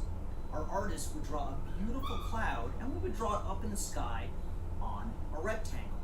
From far away, it looked okay, but when you flew close to them, you could tell they were flat. To make the clouds look 3D, we had to draw a lot of billboards, and that killed frame rate. So for X-Plane 12, we completely rewrote the cloud renderer. X-Plane 12's clouds are volumetric. Here's how it works. The weather engine sends 3D cloud information to your graphics card. Shaders then trace a path through the cloud, calculating the interaction of the water droplets in the cloud with light rays from the sun. This is what makes a cloud look like a cloud. This process of tracing a path through the cloud is called ray marching. Ray marching has several advantages. We don't have to draw any of those square billboards, so ray marching uses your graphics card more efficiently. With ray marching, the clouds look good from any camera position, outside the clouds, inside the clouds, or right on the edge. We don't have to fill the screen with white or gray when you fly into the suit. So the transition into and out of IFR is seamless and looks good under all conditions. Let me show you one more thing. In X-Plane 12, we've upgraded the scenery engine to show the effects of weather as well. X-Plane 12's scenery engine can show puddles on the ground and snow dynamically. The puddles are reflective, and when it's raining, they show water droplets. Oh, nice. Scenery authors can specify where they want these effects with a simple weather mask that shows where snow and ice might occur in their scenery. Then X-Plane dynamically adds these effects based on the current weather. LibRain has had a huge impact on X-Plane 11. It's a third-party plugin that adds dynamic rain effects to the glass of third-party aircraft. But LibRain's impact is bigger, because LibRain is open source, and Sazo has helped us integrate LibRain directly into X-Plane 12. X-Plane 12 simulates millions of raindrops on your graphics card. Now here's the cool thing. X-Plane already knows a ton about what's happening with your aircraft because of our flight model. The flight model knows about prop wash and jet wash and down wash, and it knows about wind shadow, where wind hits one side of the aircraft but can't hit the other. It has all this physics information and it feeds it to the graphics card to make the rain simulation on your glass more realistic. Once the graphics card has simulated what the raindrops do, we can draw a view out the window where the raindrops refract the light, giving you a realistic view out the window on a rainy day. The X-Plane heavy metal hangar has had one constant for as long as I can remember. Every single airliner that we have built has been centered around traditional crank and pulley flight controls. As such, you can throw these things around the sky with about as much reckless abandon as you wish. Maintenance complained, so we had to put a stop to that. And now, introducing a first for us, a fully fly-by-wire Airbus. The A330 leverages the amazing Airbus flight control system that Austin has developed natively for X-Plane. The system respects all of the normal law limitations. The computers won't let you pull excessive G, overbank, pitch up or down too much, and will save you when you get going too slow or too fast. I will say Alpha Floor protection surprised me the first time I experienced it as well. It is an entirely different flight experience to put your airplane to a specific attitude and just let go. It stays there. Coupled with the brand new auto throttle system, which allows for all of the thrust modes that we're used to, toga, flex, maximum continuous thrust, and climb thrust, the A330 behaves just like an Airbus should. And of course, the 330 works out of the box with Thrustmaster's new Airbus hardware to enhance the experience. It's like butter. Beyond the physical model of the aircraft, the generously appointed cabin, the meticulously modeled cockpit, and the lovingly crafted exterior, we have taken strides in the simulation of aircraft systems. Examples? Yes, examples. The hydraulics system now simulates every single pump, all 7 of them on 3 different system loops, green, your blue, your yellow. This is all easily set up in PlaneMaker. PlaneMaker also allows for each control surface to be set up to operate from a specific hydraulic source. Elevators, for example, both utilize the green system. The left elevator also uses the blue, and the right elevator uses the yellow system as its secondary. Failure in these systems manifest as control surface losses, exactly as you would expect. The ECAM warning guidance system has also been well realized. If you get an engine fire or any sort of failure, the ECAM system recognizes the failure and provides a checklist for you to remedy those situations. ECAM also manages the secondary display page, that's the bottom DU, underneath the primary. When you start the APU page turns on. When you start the engine page displays. And after takeoff and throughout the bulk of the remainder of your flight, you're left with the cruise page. When you're on approach, however, the wheel page shows up, 800 feet to give you landing gear stats. It is all automatic with manual override controls. We've even gone to lengths to simulate the main gear of the A33 accurately. The gear has a special feature in that the eagle claw angle is directly tied to the strut compression. When you rotate and start taking weight off of the struts, the trailing wheel of the bogies pushes down on the tarmac as they rotate to their angled back position, giving the tail a couple extra feet of vertical clearance and resulting in better takeoff performance. We've really done all we can to pull the stops out on this airplane. We're doing things that we've never done before, and we hope that it shows. Hi, I'm Daniela Rodriguez Careri. I've been in charge of the sound design on X-Plane since 2019. We have been working on some other fun new sound developments. In addition to the new aircraft with full suites of F-Mod sounds, we also have some other things to share. X-Plane 12 includes ambient sounds, that is, all the sounds that you will expect of the living world around you. You can now hear the sounds of the sea, the cars rumbling through the city, the tree leaves rustling in the wind, and even birds and crickets in the wild.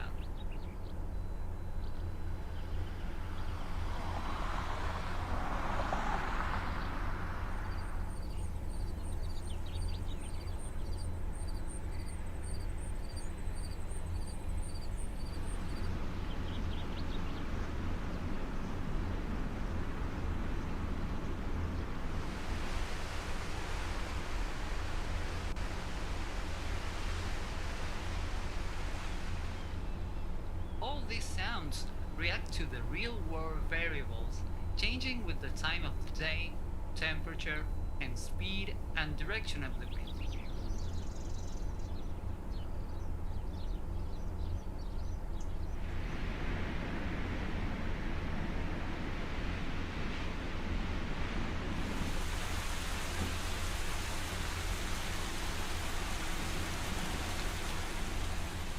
The soundscape of weather in X-Plane has been redone to.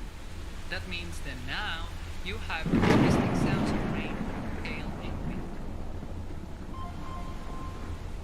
These sounds interact with the ambience, so when it's snowing, everything will sound muffled, or when it's raining, the cars on the road will sound different, more wet.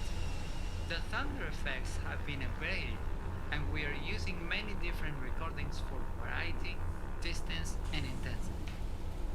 These ambient sounds interact automatically with all F-Mod enabled aircraft, both from laminar and third parties. If you're an aircraft author, there is nothing you need to do to enable them. They will just work on the exterior process environment channel, and they will respond to your aircraft insulation characteristics as you model them.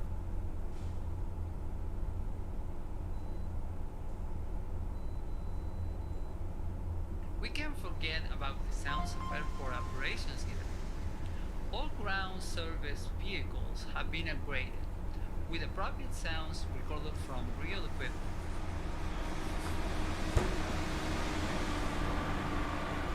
It's not just a static engine noise. They react to the amount of work they're doing and include distinct sounds for fuel pumps or elevator scissors and other moving parts.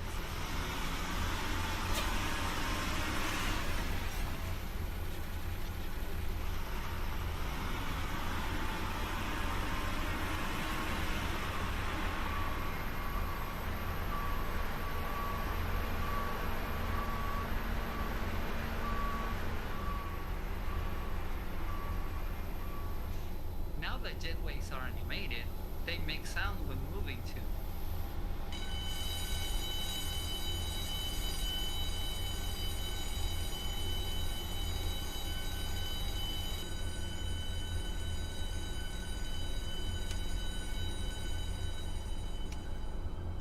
As you noticed, we also have real people to drive the vehicles now.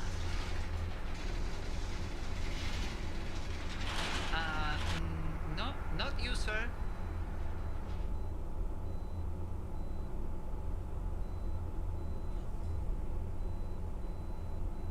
X-Plane now supports FMod 2.0.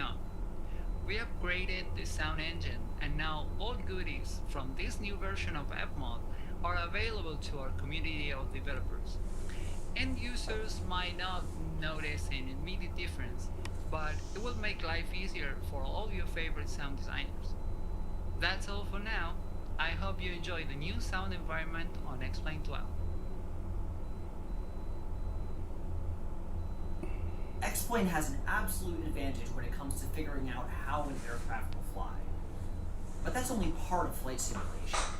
Visuals matter, whether you're flying a real aircraft or a simulated aircraft. So today, we'd like to share 5 things we've done to improve what you see out the window in X-Plane 12. Trees are everywhere, and they make a huge visual impact, whether you're flying over urban areas or out in the wilderness. X-Plane 12 features a brand new 3D forest engine. Up close, trees are drawn in complete 3D. The far view consists of billboards, and the graphics card dissolves between them.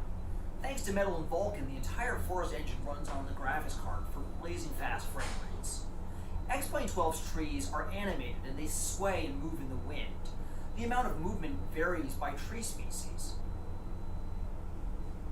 The airport environment is the part of the world you see up close, so we have added several improvements to airports.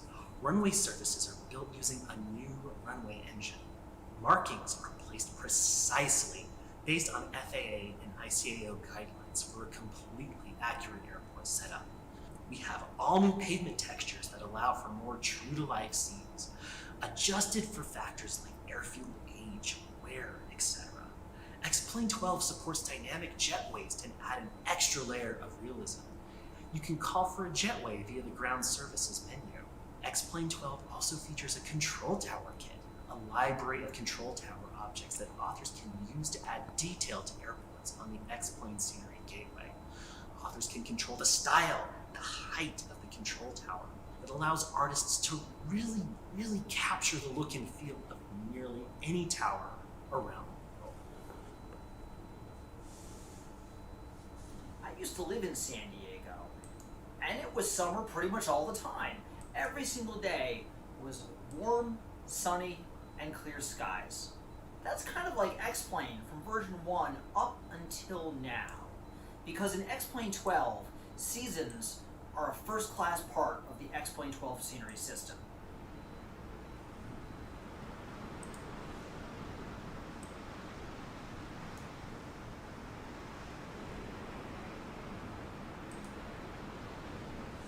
First, we start with data. We collect climate and biome data so that we can figure out where the seasons change for each part of the world. It doesn't become fall at the same time everywhere. It depends on climate, it depends on latitude, and it can depend on elevation. We encode when the seasons change into our scenery files. The new season engine fits hand in glove with the 3D forest engine, especially in the winter, where having the leaves taken off of the trees in the winter makes a huge visual difference. X-Plane 12's AutoGen has been rebuilt from newer data with better sources to add more local detail. We import data from OpenStreetMaps, NASA, ESA, and other data sources to build a digital model of the world, which X-plane then populates with trees, buildings, roads, etc. The placement of visually important features in your cities like large buildings, industrial areas, civic and commercial spaces has also been greatly improved. All of this adds to the plausibility of the X-plane world. We've also, as is tradition, have made leaps in the size and quality of the AutoGym library. Now we also have sports features. Those are things like stadiums, those golf courses that you fly over on approach, and even tennis courts. We also now have a large library of lighthouses. We also have city parks, even cemeteries. One of the most consequential visual additions is the inclusion of seaports and ships. Large coastal cities just aren't the same without all of this massive infrastructure. Water is a major part of the natural environment, and the water engine has gotten a huge upgrade in X-Plane 12. In X-Plane 12, the water waves are 3D. Not only do you interact with the waves with the physics engine when you land on the water, but you can see the waves before you land on them. X-Plane's water waves are affected by the wind speed and weather conditions, but also by the type of water. We have large waves in the open ocean and smaller waves in rivers and lakes. In X-Plane 12, the entire water simulation has moved to the graphics card. The graphics card simulates the water conditions ahead of time and sends them to the CPU so the flight model can interact with that water data accurately. This is the first time we've ever done something that runs on the graphics card first and then the CPU, and it's made possible by our move to metal and Vulkan. Besides 3D waves, X-Plane knows the depth of the water, and starting with X-Plane 12, we now know the color of the water you're flying over. This is a huge improvement for flying in the tropics. Hello, this is Philip Ringer, flight instructor from North Carolina, here with my youngest student and probably also somewhere in the audience today. It is now possible in X-Plane to have a proper pilot-co-pilot dual control setup. So you can build yourself a cockpit with 2 sets of yokes, 2 sets of pedals, connect them all to the same computer, and tell X-Plane, these are the controls for the pilot, these are the controls for the co-pilot, and X-Plane will figure out how to work with the dual inputs. And now that you have independent control inputs for the pilot side and the co-pilot side, you can deal with all kinds of control failures and jams. For example, you can jam the right aileron. Then the yoke is locked in place and you can no longer have any roll control. What you can do now is you can split the torque link between the pilot and the co-pilot, and then the pilot will still be able to control the left aileron on the left wing while the right side is jammed. And this way, the pilot can essentially fly the left half of the aircraft if there's some kind of failure in the right half of the controls. Another system we have improved for the next generation of X-Plane are the hydraulic flight controls and the hydraulic systems that power them. Now, what do we do with this hydraulic power? Well, we can power every single control surface and every wing, which can be individually assigned any combination of hydraulic sources. So you can say on the left wing, the inboard aileron is powered by systems 2 and 3. And on the right wing, the outboard roll spoiler is powered by system 1.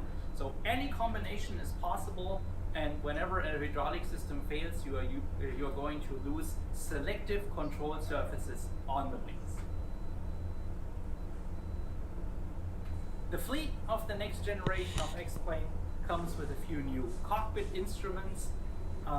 The updated 737 now has scalable symbology and text for the navigational display, and of course this can be used on other aircraft as well. It's not limited to our 737. As you've seen earlier, we have a Cirrus SR22 in X-Plane right now, and of course it has a GCU keyboard controller that makes the interaction with the G1000 a lot easier. And finally, the last addition to the default fleet that I'm going to show you, we have a new Citation X, which comes with its own digital flight deck based on the Honeywell Primus avionics. Alright guys, I need to put my flight plan in and I forgot to do that. FMS that we have as a new and I'm gonna let you guys listen to this. But I need to. Oh, you know what? I could put this back up there because I'm looking at this here. Hello, my name is Jim Keir. I'm new to the X-Plane team this year, and for those sins, I've been condemned to work on the air traffic control systems. If we're serious about providing a full, realistic simulation environment, then air traffic control really must be part of that. To those ends, Flight plan. we've been spending a lot of time over the last few months refining, enhancing, and generally polishing the air traffic control system. The first of the obvious changes is that there is now a single air traffic control dialog containing all of the air traffic control functions. The first tab, as you can see, contains the message log, which was previously pinned to the top of the screen, and you can scroll that, you can pause it, and you can filter it. Beneath that is the command window. The next tab we have is the frequency list, as in X-Plane 11, but now you can also tune ATIS frequencies from this dialog as well. Finally, we have the flight information and flight plan dialog. This dialog can be set to work in several different ways. It tries to remain visible when you need it, but to hide itself when you don't need it. It's a new style window, which means you can pop it out and have it on a second monitor if that's what you wish. And of course it is now VR compatible. The biggest of the functional changes that we have is that the ATC commands can now have sub-options. So instead of having a single button which issues a single command, you can refine what you're asking the air traffic control system to do with context-sensitive sub-menus which come out of Alright, I gotta get this, guys. Give me a second.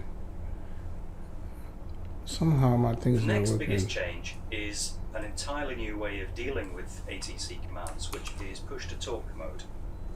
The way that this works is that you assign a transmit button on one of your controllers, typically a trigger button. It's right here. And this works in the same way as the transmit button on a real aircraft's joystick or yoke would. You hold down transmit, you use the hat switch on that controller to navigate the menu system, and then when you release transmit, Alright, my flight plan is gone. This has huge benefits for HOTAS users. Yeah, we never watch this all the way because I gotta, start preparing for my descent, guys. Because it means that you're no longer breaking the immersion in the simulator when you want to deal with air traffic control. Okay, localization. I think the next key feature you guys can listen to this one here. Let me get this. The ATC system is now region aware.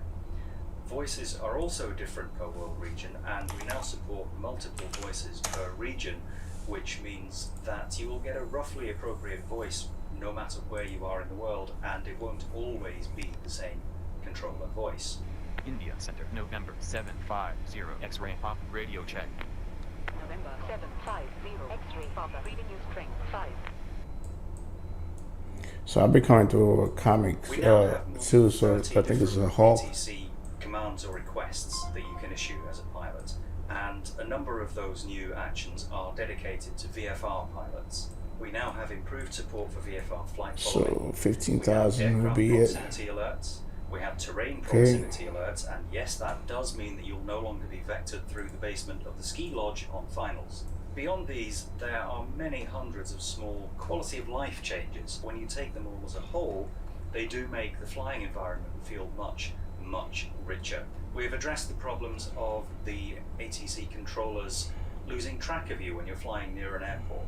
We have new aircraft states. We have VFR position checks randomly from time to time.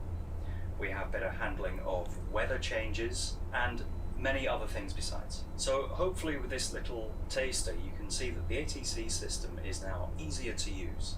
It's accessible to HOTAS and VR users. It's more immersive, it's more complete, more flexible, and international aware.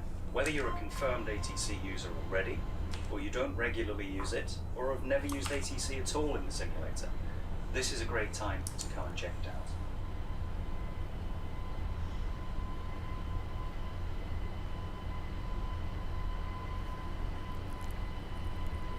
That's X-Plane 12.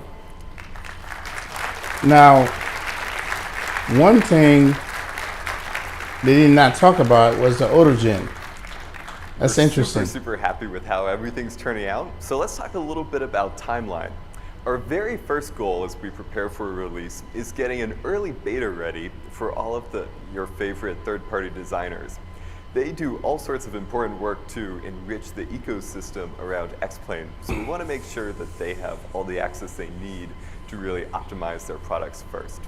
Once that's complete, we'll move into a public early access phase, and then from there, a full release with digital download keys, DVDs, even Aerosoft DVDs in Europe and around the world, and that sort of thing.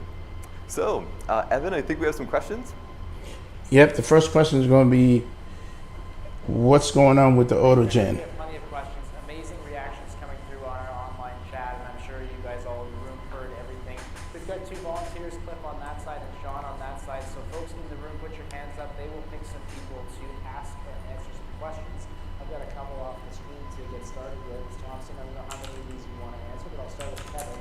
If somebody buys X-Plane 11, can it be upgraded to X-Plane 12 easily, and is there going to be any sort of guarantee or sort of, I guess, consideration if you just bought X-Plane 11 and you want to upgrade? Gotcha. Yeah, good question, Kevin. So in the terms of upgrading X-Plane 11 orders, at this point, X-Plane 11 is still just X-Plane 11. When you buy that, that's the simulator you'll have access to. As we get closer into this release, though, once we're in early access, your digital keys that you purchase on our website will be valid for both X-Plane 11 and X-Plane 12. So for instance, if you are new to X-Plane on day one of early access and you buy a key, you will get access to the V12 early beta and the full stable version of X-Plane 11.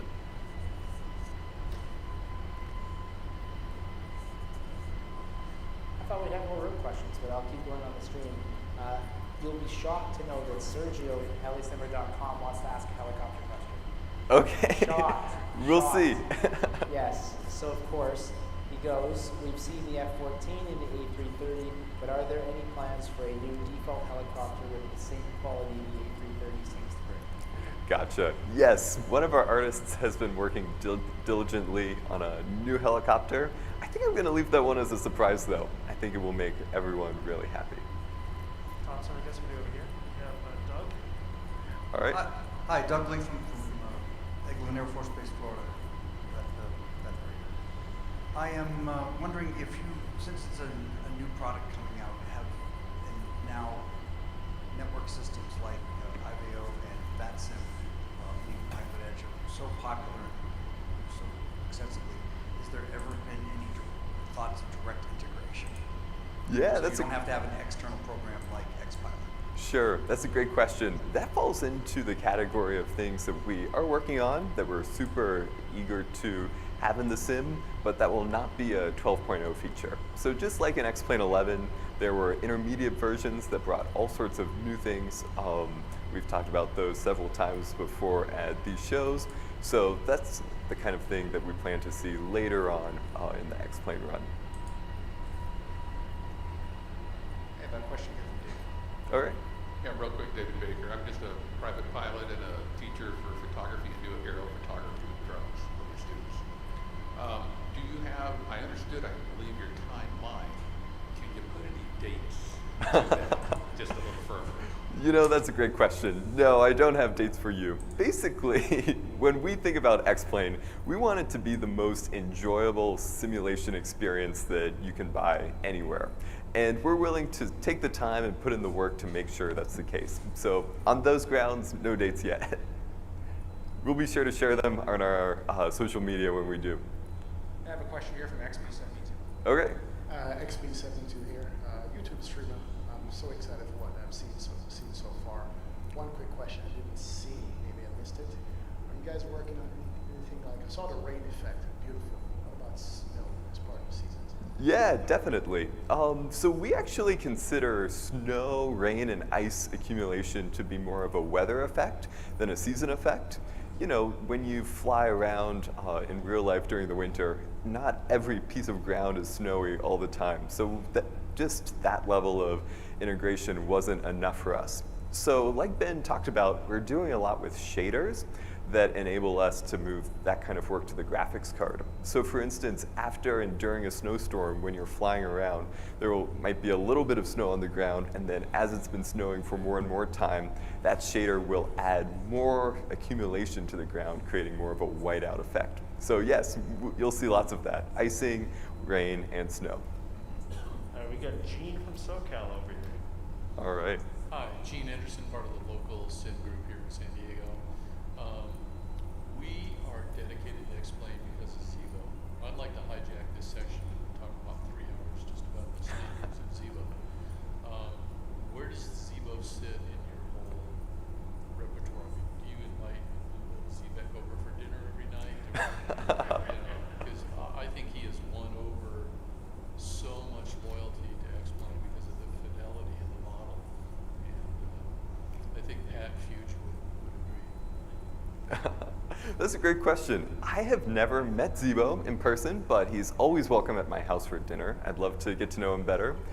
So yeah, the bottom line is that the work like Zibo has done is absolutely brilliant. We welcome that, and we think that it's a really good demonstration of how open the X-Plane ecosystem is to a whole range of third-party developers. Either if you want to make those FMOD sound packs for aircraft like Daniela was talking about, or upgrade aircraft systems in other ways. That's really part of what we think makes X-Plane great. I'm going to take an online question from Jerry. This is a question that came up in a previous live stream we did with you as well. Talk about backwards compatibility. What's going to happen to stuff that works in X-Plane 11 right now? Will it work in X-Plane 12? Yeah, so that's always another thing that we really look towards as we're approaching a new version. We don't want to break things for everyone. So we'd expect things to work well rolling forward to X-Plane 12. There may be some features that won't work exactly out of the box, and that's why we're very interested in doing the developer early access to really let them iron out any of those concerns before the public at large gets a hold of it. Hi, Simic from YouTube. I just had one question. The A330 looks absolutely brilliant, but what about custom FMS? Do we have it? Good question. That's not been modeled yet, but like Alex said, we're going way deeper in the A330 than we have before in airliners. For a long time, our default 737 was kind of the standard of aircraft in X-Plane, and we've gone even further than that. So yeah, who knows? We might see one in the future. This question from Patrick. Hello, Pat Fuge, San Diego. I got my normal 30 questions. First, it's a first world problem. Price point for multiple copies. Good question. We've not gotten far enough into the sales process to really nail all of that down, but we'll be sure to share it when we do. Okay, second question. The new dynamic jetways versus SAM. Okay. Can you expand on that? Yeah, so I don't really want to compare one to the other. With all of the things on the gateway, what we've done is really tried to make it accessible to all artists and make it a seamless experience. So you saw in the ground services window, just like as you would request a fuel truck or baggage cart, you can just click it, it will attach to your aircraft based on the door parameters that the author has set, and it's super easy. So, last question. What flight level should we expect to hear crickets up to? What's that? That's a good question. You know, it's really funny. I've spent hours and hours this week and last week editing this video to the point that every time I hear crickets outside, I'm like, oh, am I editing again? It's definitely a little disorienting. From our live stream, can you talk about PC requirements and specifications for X-Plane 12? Yeah, for sure. So overall, we haven't set exact recommended hardware specs for X-Plane 12 yet. We'd expect it to run pretty well on the current typical hardware that you'd expect for a modern sim. That's one of those things that we'll now nail down closer to the ship date, just like the pricing model and that kind of thing. Hi there. So kind of to expand on the requirements, when it comes to Vulkan, would you say that it's making it easier to optimize, especially considering how impressive the rain and particles look and how hard hard it is to get video cards nowadays. Definitely, yeah. So one thing that Vulkan and Metal have done for us is they've really allowed us to go deeper into the rendering and move more work over to the GPU to better optimize it, as you were saying. So that's something that we'll continue to work on. Next question is from James. Hey there. So you talked about AutoGen and weather and all the new stuff there, but I didn't see anything about like ground textures or orthophotography. Obviously, you can't do the same kind of online streaming that Microsoft can, but is there any plans for improving the default ground textures? Yeah, good question. So right now, X-Plane's scenery engine is data-based. Data-based, not data-based. As Alex was talking about, we draw data from all sorts of different places like NASA, ESA, and OpenStreetMap gives us a lot of flexibility there and a lot of really rich data. So we don't see it as a all one or all the other thing. We see orthophotos as just another data source that we'd love to integrate more deeply into X-Plane. I will say that we do have some new stuff on the way for color accuracy and that sort of thing on terrain. So yeah, you can expect to see that soon. Hi, do you have any improvements planned for VR integration, and particularly with the UI? Yeah, good question. So there are some things that we've modernized in X-Plane 12 with VR in mind, specifically the ATC engine that Jim was talking about. We're really happy with how that's been visually improved and optimized for VR users. Beyond that, we don't have any 12.0 features that will fall into that category, but I would be surprised if we didn't see something like that coming soon. On our live stream, Taylor is asking about Vatsim and other online networks. Will they continue to be compatible with X-Plane 12? Oh, absolutely. So another thing that we look at when we're approaching a major update like this is compatibility. It is never our goal to break anyone's add-ons or make extra work for them. That's the last thing we want to do. So they will still be running an X-Plane just like normal. Next question is Bruce from Savannah. Hi, Bruce from Savannah. Don't like the accent for you. You may have answered this already, part of the equipment requirements, but have any comparison, frame rate comparisons been done between the 11 and 12, same aircraft, same location, same conditions? Yeah, that's a great question. So no, we don't have any hard data on that right now, mainly because we're still in the process of integrating all of those things together. Once we get everything running together and optimized fully, that's a function of development time, then we can start thinking a little bit more about that and moving that direction. Way back in the left corner here. Sorry, what was that? Okay. Hi, my name is Nate. I'm a student pilot from Atlanta. But I heard some rumors, but I wanted a definite answer. What about backwards compatibility for third-party add-ons from X-Plane 11? Yeah, so typically we always target solid backwards compatibility, and this will be in that same vein. So yes, we plan on supporting our third-party artists well there. I have Eric from San Diego. Hi, right here in the front left. Oh, please. My question is for the newcomers to flight simulation, is there going to be flight training lessons like built into the base version of X-Plane where they can just go in and just learn the basics of flight? Yeah, that's a great question. So I'm going to file that under yes and. So X-Plane 11 has some flight training modules that we intend to expand on in the long run. There are also some things that we want to add to X-Plane to make it easier for developers to make missions and that kind of thing. Probably not a 12.0 feature, but definitely something that we see as a great utility in our toolbox. If that makes sense. We've got Alex over here in the center of the room. Okay. Right, so with the current X-Plane 11, I know for a lot of our simmers, we have to go down to the X-Plane forums and download a bunch of libraries. Where do you see the libraries in X-Plane 12? Yeah, that's a good question. As far as I know, we don't have any major changes coming to that aspect of the sim, but we always want to make life easier for, again, the third parties and the users. So that's where our head is, and we'll see how that filters down for sure. Hi, Gentleman from Long Beach. I got 3 questions if you don't mind. Okay. So my first one being is about the default jetways and how is there any support for say 2 jetways at sceneries for wide body aircraft?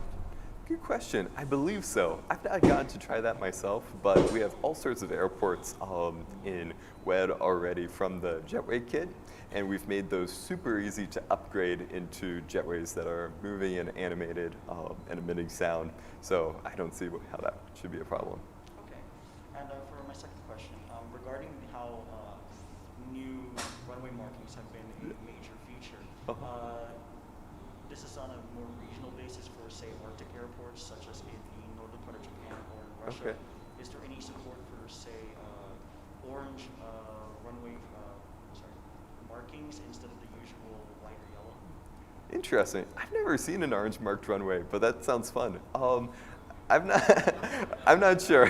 I think that's definitely something that our new system that's more modular and user-friendly for the artists, I think that's something that it'd be able to support pretty easily. We'll have to see. All right, and the final question being regarding the new cloud system. Yeah. So will there be support for the individual different kinds of clouds, such as a CB or Strato? I don't remember the scientific name, but. Sure.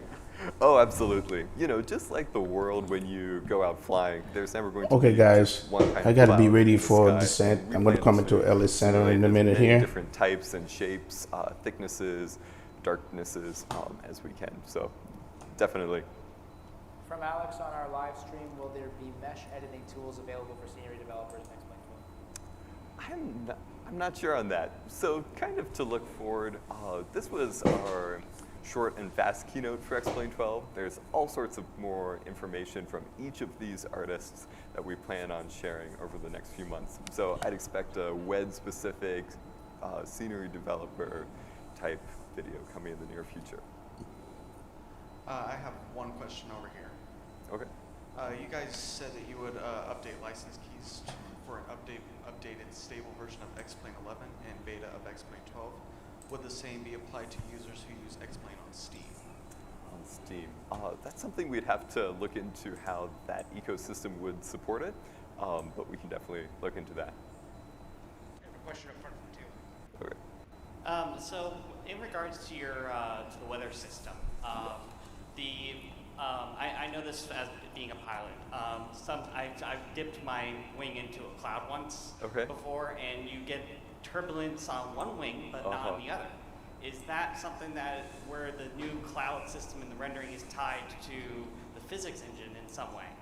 Good question. I'm not sure if that's currently implemented, but that is exactly the kind of thing that Ben and Austin are working on right now. They're spending all sorts of time and energy really dialing in all that fun data you saw, right? And then attaching that to what you see in the outside world too. So if not now, I definitely see fun stuff like that coming. We also have some really cool new icing effects on the aircraft and the ground. So we're excited to see how that can make IFR and marginal VFR even more entertaining. We got Michael here in the back. Yeah, Michael Duran with Flightline VR. I'm wondering if you guys have any limitations when it comes to any of the flight envelopes, such as altitude or speed, if anything's being locked down, or if you guys are allowing us to get at any altitude as long as there's enough air and enough engine power. Gotcha. No, that's a great question. So I'm actually going to field that one to Austin. If you stop by the Honeycomb booth at 4:30 this afternoon, we're going to have Austin on Zoom, and that's a perfect question for him. This question is from Joshua. All right, let's do 2 more. So regarding the weather system, do you have any system where like it looks over mountains and how the wind interacts with them? Oh, absolutely. Yes, we also have cool stuff with how the clouds interact with mountains. So mountain flying is definitely something we enjoy and something we're looking to optimize with all of our new systems. Austin also has some cool stuff going on with the thermals in X-Plane that are really specific to glider pilots. So you can expect to see some stuff on that pretty soon. All right, last question. Last question from Nick. Nick. Hello, my name is Nick, and I was wondering if X-Plane 12 will always have up-to-date AirAct data, or if we're still going to have to rely on third-party like Navigraph. Yeah, good question. We don't have any plans to change the way that nav data works in X-Plane, but I believe that we will have a newer AirAct from versus X-Plane 11. So, yeah. All right, well, thank you so much. One thing that a lot of people will ask is, when can you try this? And the good news is that that's today. You can stop by the Thrustmaster and Honeycomb booths and give X-Plane 12 a try. Granted, not everything has been implemented in this build, but you can see some gorgeous 3D trees, the new lighting model, some new aircraft, and it should be a lot of fun. And come to our Zoom session with Austin as well. Thank you so much. All right. Well, I'm glad this is over. Big thank you to both Thompson, Philip, and the X-Plane team. Of course, we know they all wanted to be here today in person, and not everybody could. So big thank you to them for being part of the show today.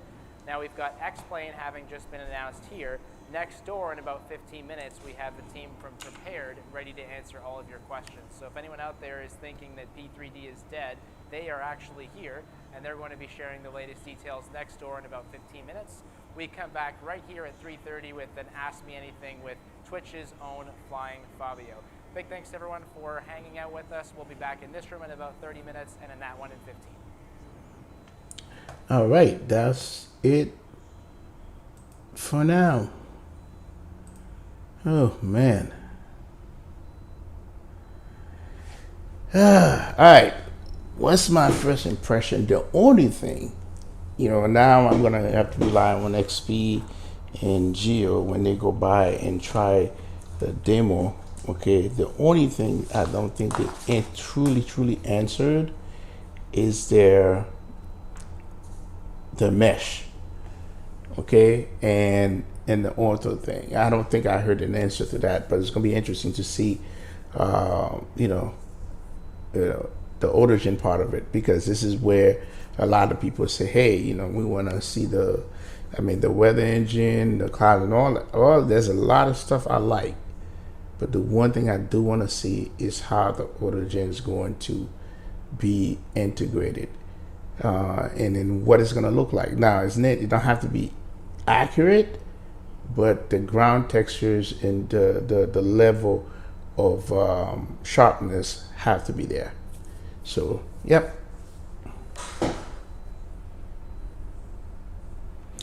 So Poke says useless. I don't get what you're saying. Bob Dylan, my question, can you develop? Yeah, that's going to be a good question to ask, and then I'm going to find out. So right now we're going to go ahead and go into put this frequency on, because we're going to be on the airspace soon.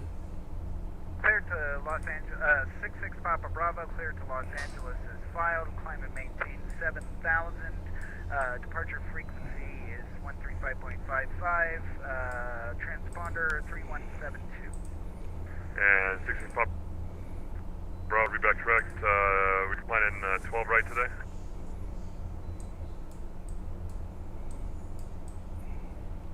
Got Express 5179 leaving the airspace to northwest. Oakland is offline. Radar service terminated. Frequency change for today. Planning 6 Papa Bravo. Yep, I knew it. All right.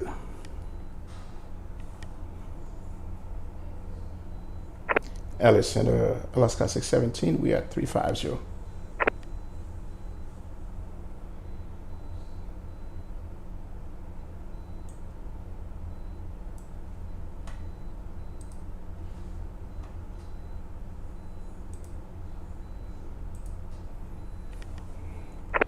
Ellis Center, Alaska 617, 350. Alaska 617, LA Center, squawk 7362. 7362. Southwest 4121, LA, 0 to contact 50 east of Bard, flight level 280.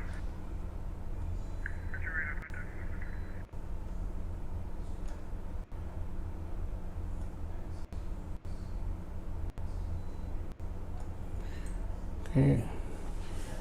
Let me ident.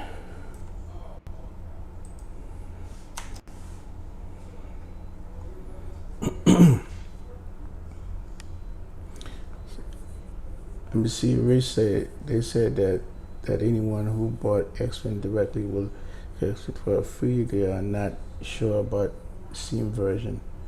Oh, okay.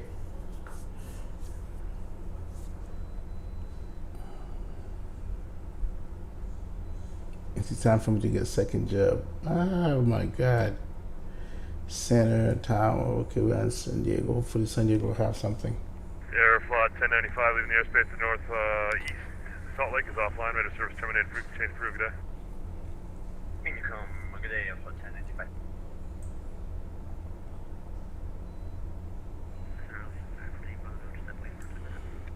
Who's that for? I'm sorry, who? I'm sorry, speak up a little bit.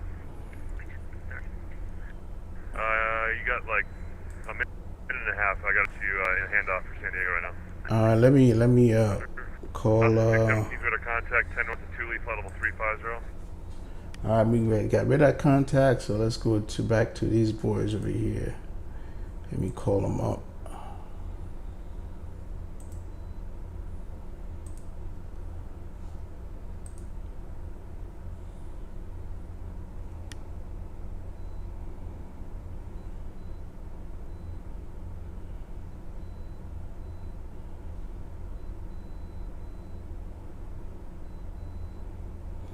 XP got a question in there. Nice one.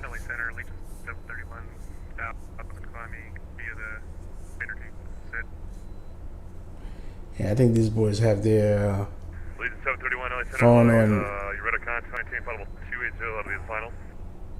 280, that'll be the final. Yeah, let me hang up. 3014, Roger.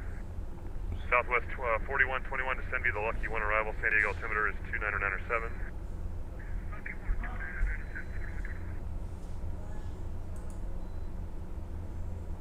Okay, San Diego approach is 199,600.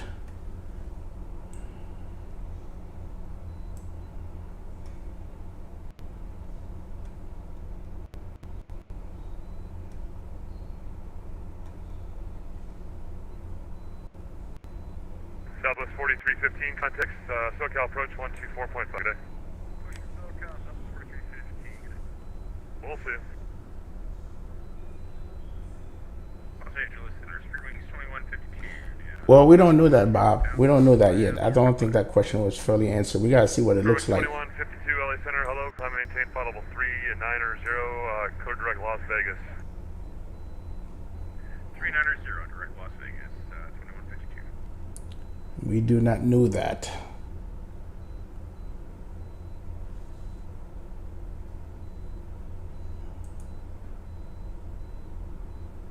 So we got to see, guys, let's get to 30 likes by the time we get to San Diego. We got 21 right now. Let's get to 30. 30 likes.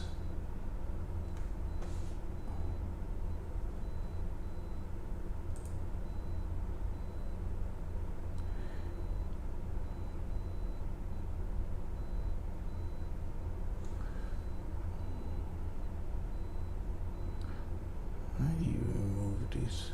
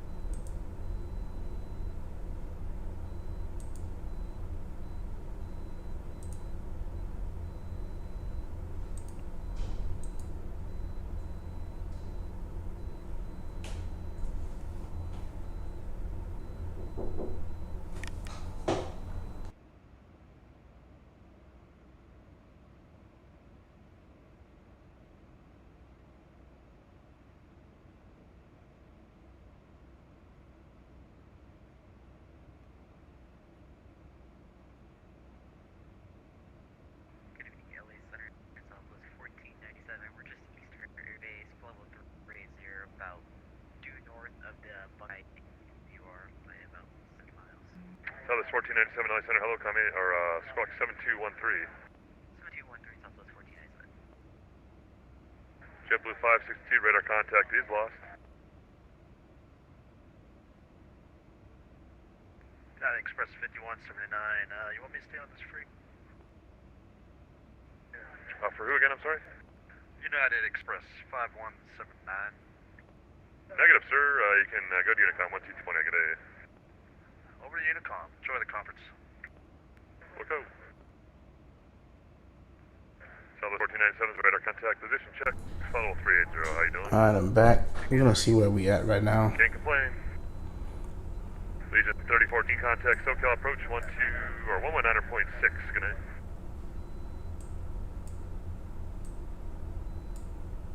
Okay. Legion 3014 SoCal approach 119.6. We're gonna start descending soon.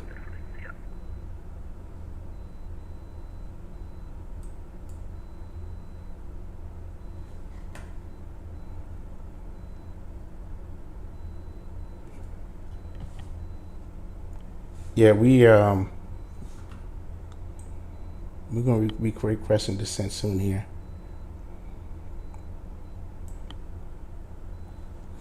Man, it's all clear sky the whole way. Jesus. Let me see. Yeah, it's clear sky all the way to... Nope, we're gonna start getting some clouds. Let's go ahead and debug and put those clouds in this sim.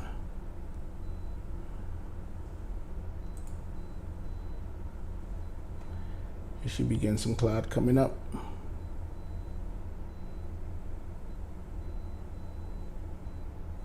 Skywest 5499, descend via the Angel 4 arrivals. The LA altimeter is 2906. Descend by Angel 4, altimeter 2906. Yeah, getting some frame hit. Alaska 617, descend and maintain flight level 310. 310 Alaska 617. Damn, 310, that's it, man. Legion 3014, SoCal approach 119.6. Good night.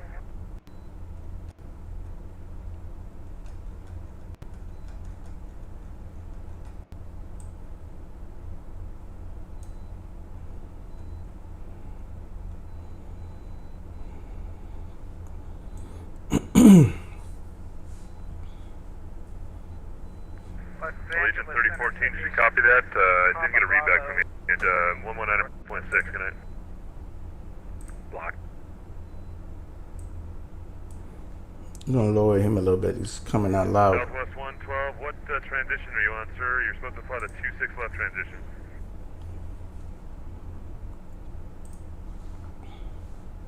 My apologies, I thought I was getting the 01 left.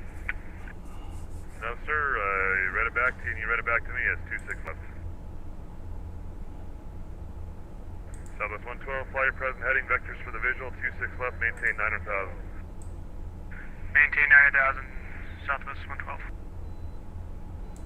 LA Center, hello. Clipper 811, have you about 70 miles northeast of Parker, flight level 340.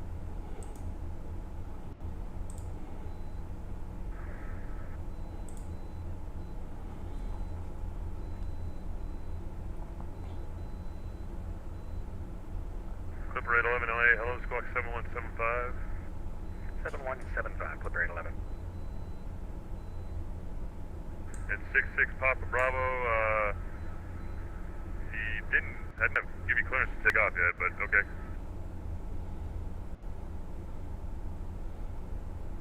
My apologies, I misunderstood. Yeah, I just asked you what runway you were expecting so I could give you taxi clearance when you're ready to go. MD should be 680. Clipper 811's radar contact. We'll call it 60 northeast of Needles, flight level 340.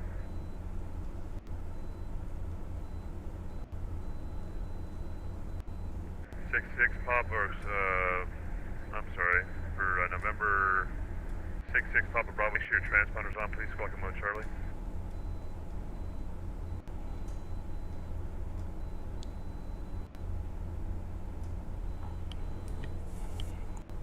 It's on now.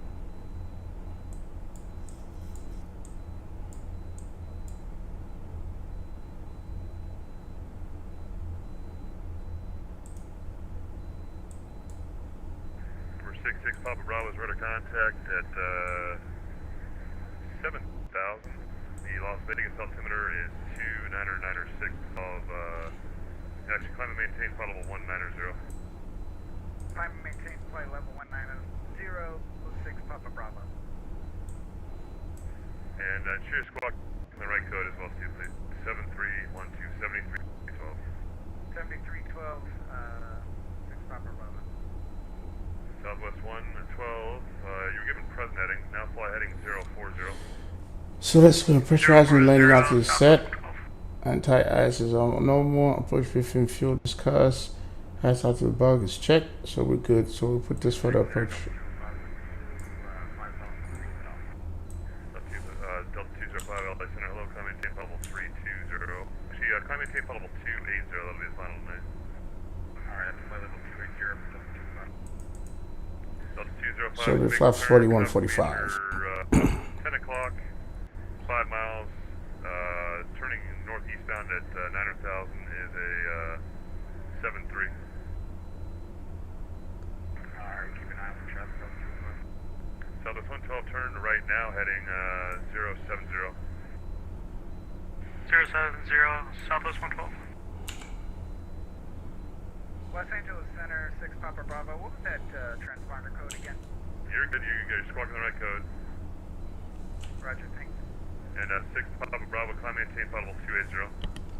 Climb maintain flight level 280, 6 Papa Bravo.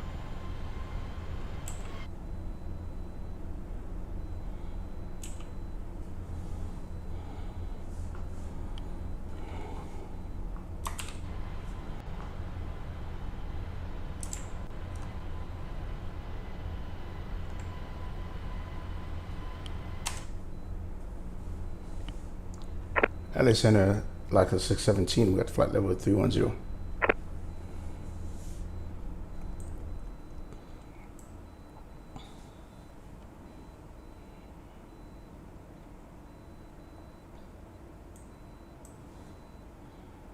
Who's calling, I'm sorry? Alaska 617, we're at 310. Alaska 617, yep, I can't give you lower until you pass by LAX, so I'll get you lower here in a minute.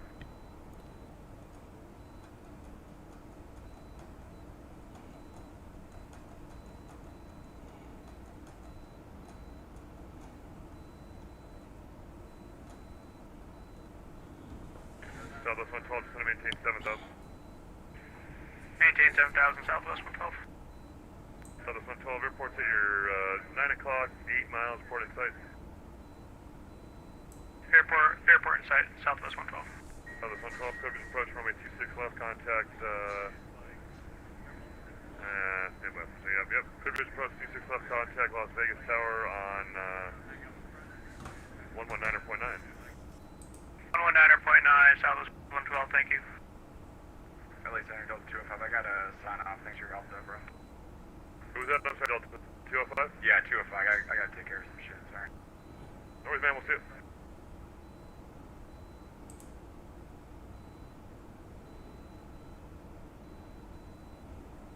Center, Sunka 310-14, we just took off out of Las Vegas. We are... All right, we at 23. Let's get it to 30, guys. Let's get it to 30.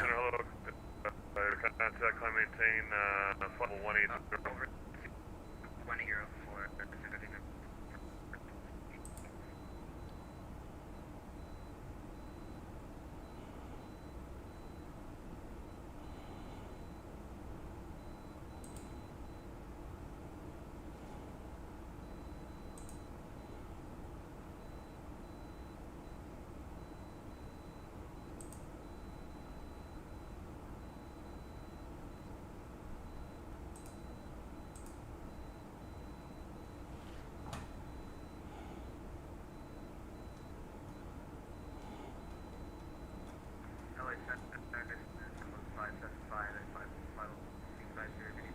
It is loading. I'm getting some frame hit over here. So this 575 LA, hello, squawk 7302. Squawk 7302, Southwest 575. Alaska 617 to send me the Comics 2 arrival. The San Diego altimeter is 29907. This in for the common to arrival, Alaska 17. All right, let's go. I got to 1014, climb maintain potable 240. Over 240, San Francisco 1014. SkyWest 5499, just confirm you're descending via the Angel 4 arrival, correct? Jen, yep, that's about there. Thank you.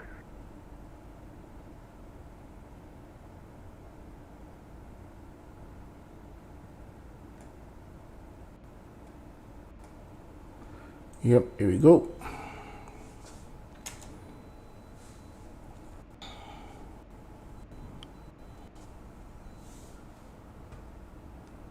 Come on, let's get it to 30, guys. Let's get it to 30.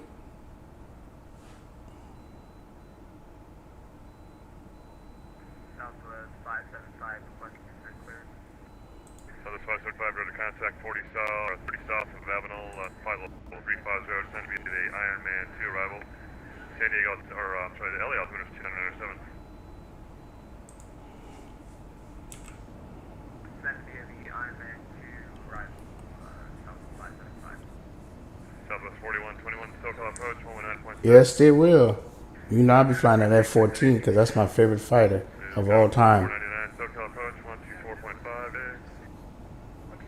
124.5. I'll be doing some canyon carving with that thing, Drew. Clipper 811, descend to maintain potable 320. 320, Clipper 811. Ah, here come the clouds.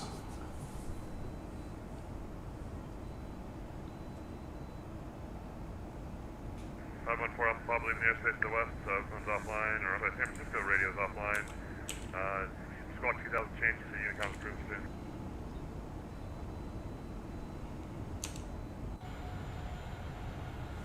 Yep, this is Van Nuys, Burbank area right here. Was that for 6 Papa Bravo? No, that was for Alpha Papa.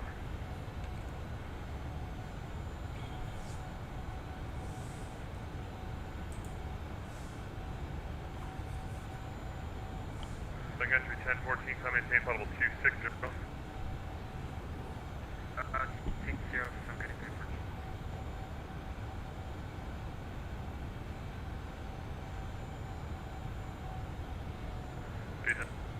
731, send me the Lucky 1 arrival, San Diego altimeter is 2997. Send me the Lucky 1, 2997. 731.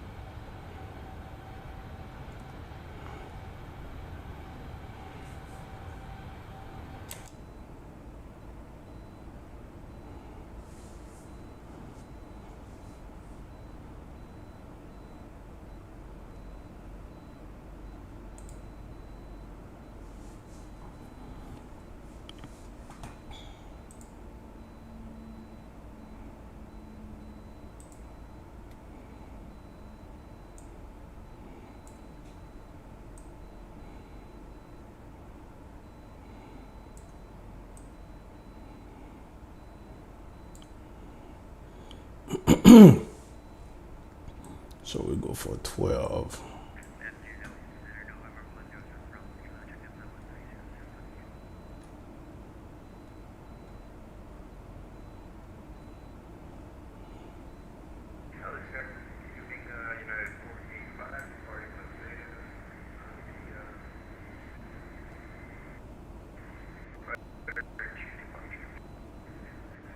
Bravo Kilo LA Squawk 7271.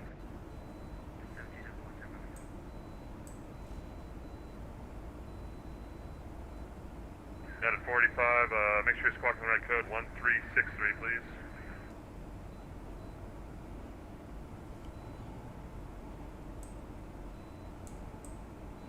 Yeah, 45, Squawk 1363, thank you very much. 8,004, flight evacuation. At 45 LA, hello, you got a contact on maintain potable 280.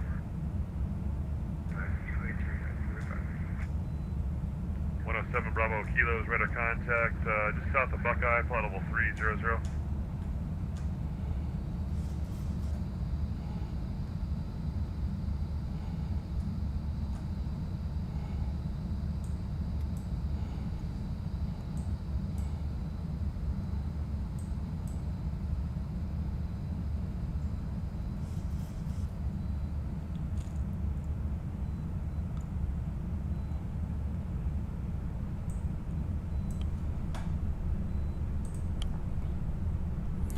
Okay, the altimeter is 2997. 11 is going to maintain flight level 300.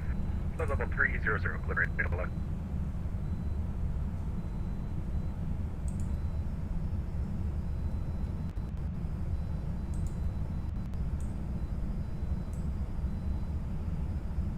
And Clipper rate 11, you can descend via the Hollywood 1 arrival, Ontario altimeter is 29904. And Clipper 811 is unable to Hollywood 1. Can we stay on the CView 2? Oh, I'm sorry, you guys are on the CV2. Cross Continental 17000, the Ontario altimeter is 29904. 904, cross Conzit, down 7000, Clipper 811, thanks. I forgot those old school airplanes. Oh yeah, you'll probably be seeing a lot more of them. I know. Southwest 1497, descend and maintain flight level 320. 320.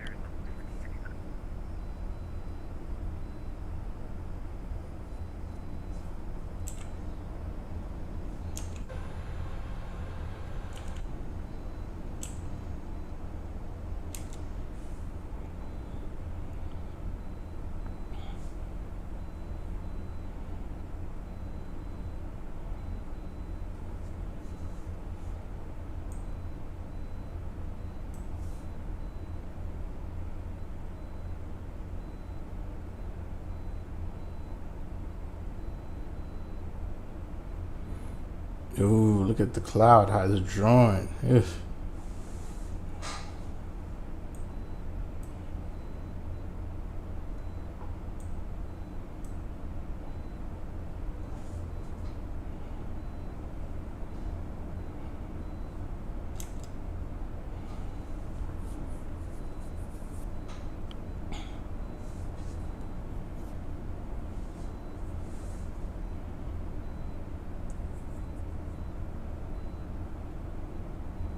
So I got you 1014, come maintain flight level 280, that'll be the final. Can you repeat that? Yes, I got you 1014, no problem. Come maintain flight level 280, that will be the final. Okay, over to 280 for approaching number. Southwest 1497, descend and maintain flight level 300. Right.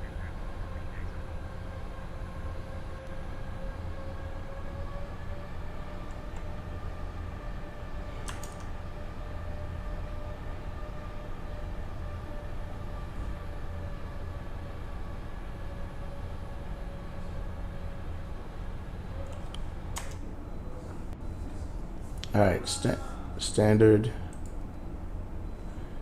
So we got 2997.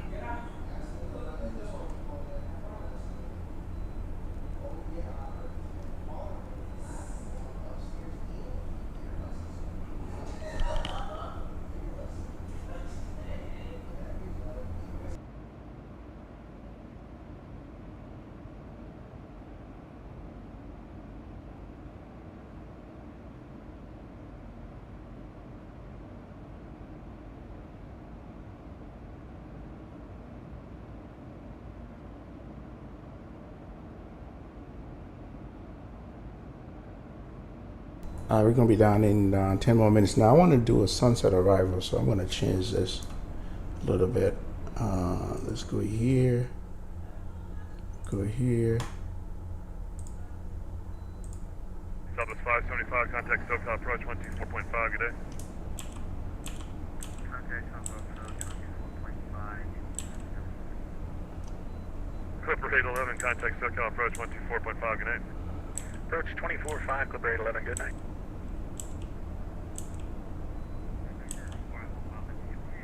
Yeah.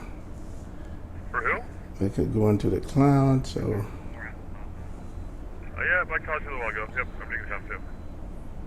Yep, we're there.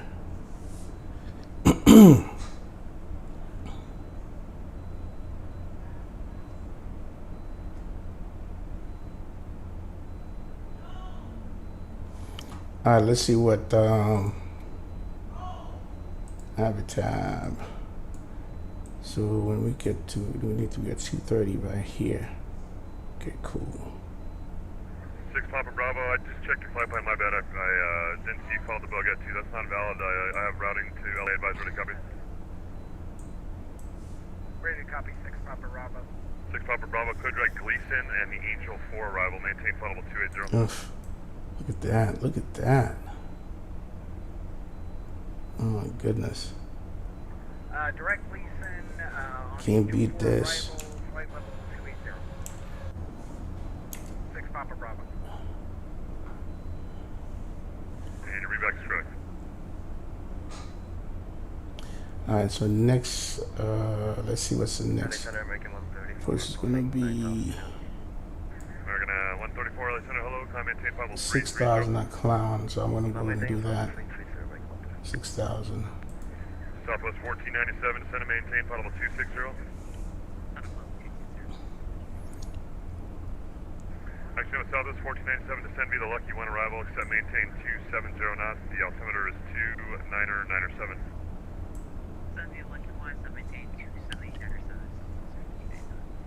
Legion 731, descend via except maintain 300 knots. Descend, sorry, can you repeat? Yeah, descend via the Lucky 1, except maintain 300 knots. Descend via the Lucky 1, 300 knots, Legion 731. Alaska 617, contact SoCal approach, 119.6. 119.6, Alaska 617.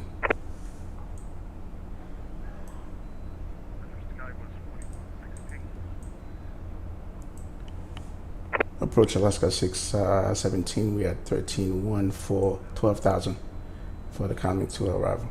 Approach, good evening, it is Oscar, current altimeter 29097. Expect RNF Zulu 27 approach. 1,000 to go. SoCal approach was up for Alaska 617. Affirmative, expect the RNF Zulu 27 approach, the San Diego altimeter 29097. 2997. Can we have Arnav Yankee? That's what I have programmed. Alexa 617. Break, Avianca 207 heavy, runway 27, line up and wait, traffic 6 miles final. Runway 27, Avianca 207. 1559 traffic holds in position, and would depart runway 27 prior to your arrival, still clear to land. Clear to land, runway 27. Unit 15 minutes.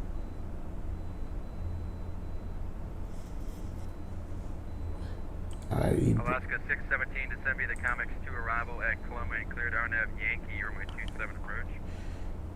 At Cologne, clear Arnav Yankee 27 approach, Alaska 617.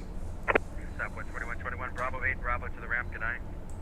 Bravo 8, Bravo to the ramp, thanks at ATC 7. Avianca 207 heavy, wind 2809, runway 27, clear for takeoff. Cologne 230. Runway 27, Avianca 207.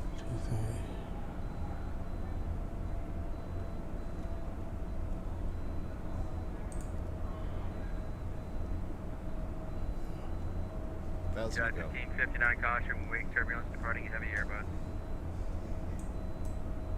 Roger that.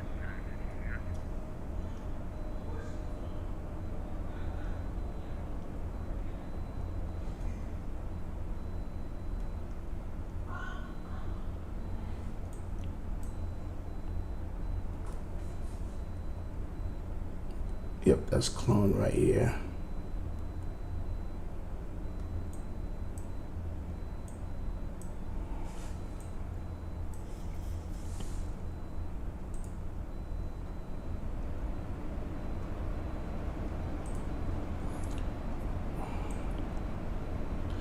All right, let's get the slides.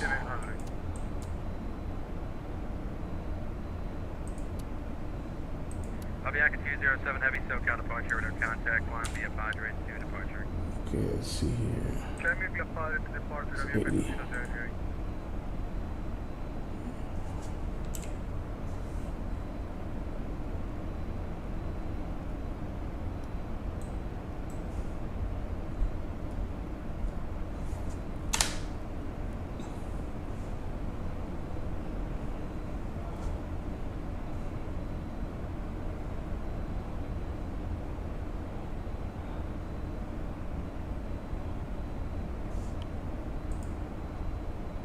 Alaska 617, maintain 250 knots until advised for the sequence. Wilmington 259 until advice for sequence, Alaska 617.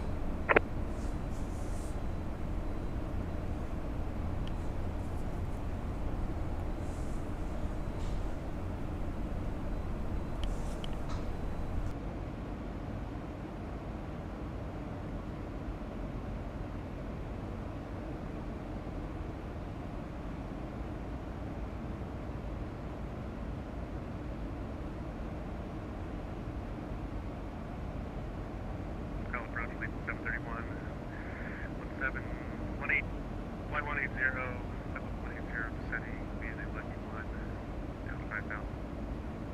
Allegiant 731 SoCal approach, good evening. Expect the RNAV Zulu runway 27 approach, the San Diego altimeter 29097. Can we just get the visual for 27?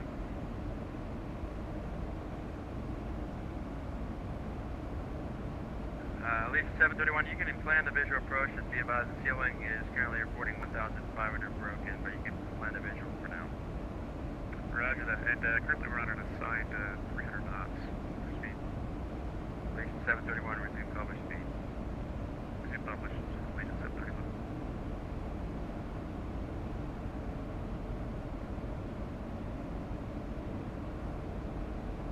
Out of 1559, welcome to San Diego, taxi Bravo to the ramp.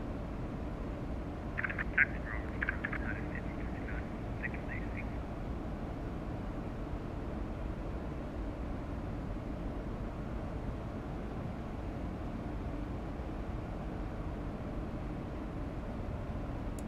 San Diego, good afternoon. Cessna 7710 uniforms at signature. Taxi with Oscar. Cessna 7710 uniform SoCal approach. Good evening. Are you looking for closed pattern work at Lindbergh? Affirm, yeah, VFR, close pattern. Cessna 7710 uniform good through Bravo airspace. Maintain VFR at 1,500. Squawk 4625. Clear through the class Bravo 1500 VFR, squawk 4625 for Cessna 7710 uniform. Cessna 10 uniform, we're back correct. Gate is Oscar, currently San Diego, altimeter 29097. Expect 127 for departure. Okay, Roger, we have Oscar and we'll expect 27 for departure, Cessna 71, or 710 uniform. Alaska 217, reduce speed to 210.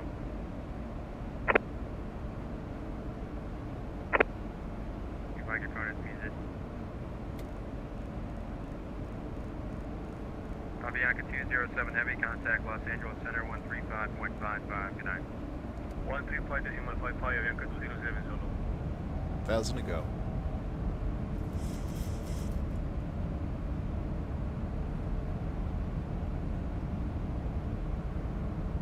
Cessna 7710 uniform is very taxi. Cessna 10 uniform, runway 27, taxi via Charlie 2 Charlie. Correction, just taxi via Charlie. Via Charlie to 27, Cessna 7710 uniform.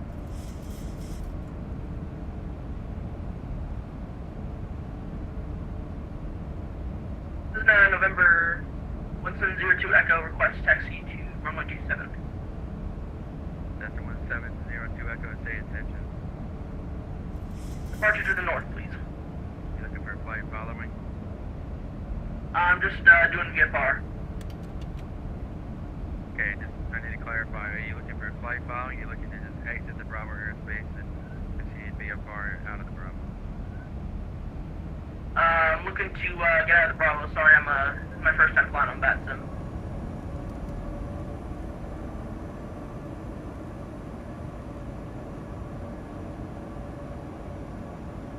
Number 10702 Echo, you're cleared out of the San Diego class Bravo airspace to the north. Maintain VFR at altitude 2005. Departure on this frequency. Advise ready to taxi the San Diego altimeter 29097.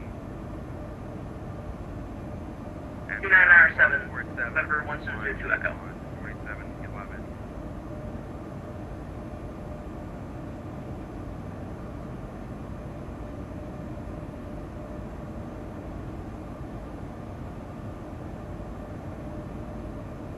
Legion 731, reduce speed to 190. Reduce to 190, Legion 731.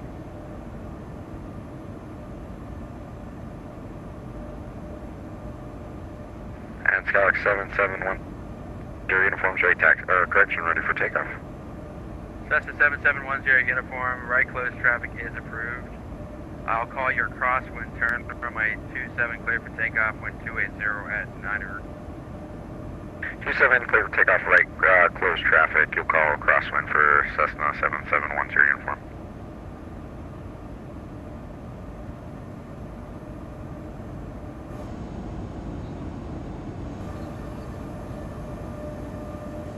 Alaska 617, cancel approach clearance. Just fly heading 0, not a 0, and maintain 6,000. You can expect vectors to join the approach.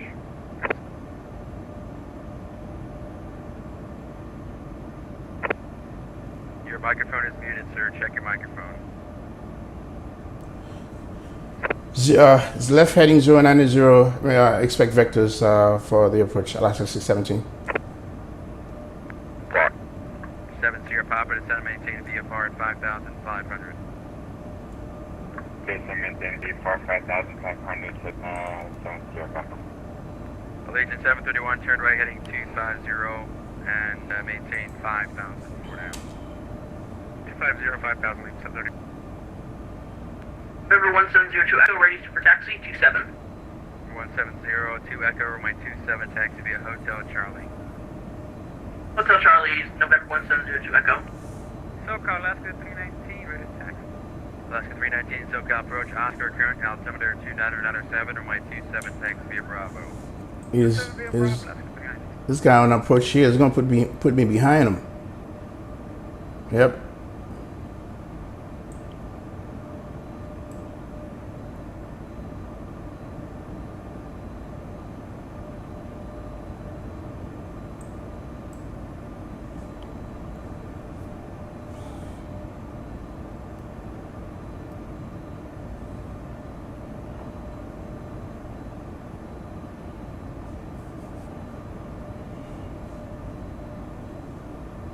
Vision 731, flighting 270 to 718, 4,000 about the airport site.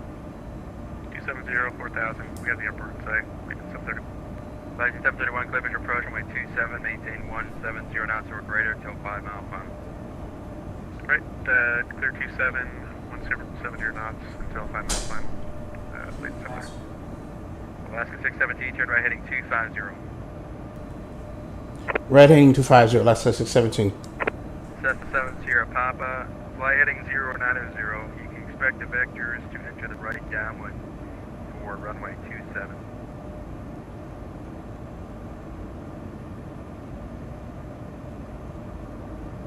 10 uniform, turn crosswind. Turning crosswind, Cessna 7710 uniform.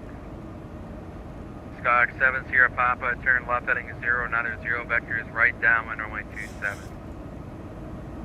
Left is 090 and vectors downwind on the way to 7, Tomahawk, 7 Legion 731, wind 280 at 9er, runway 27, clear to land. Clear to land 27, Legion 731.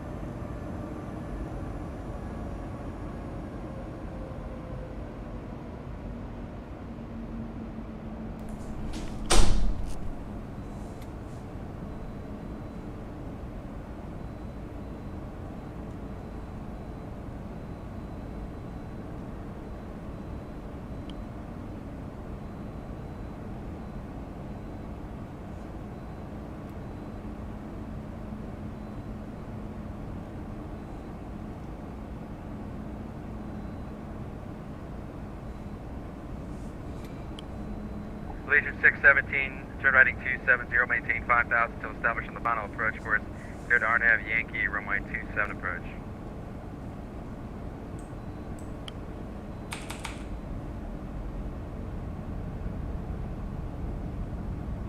Alaska 617, fly heading 270, descend to maintain 4,000 till established on the final. Cleared RNAV Yankee, runway 27 approach. 270, descend maintain 4,000, established on 27 Yankee approach, Alaska 617.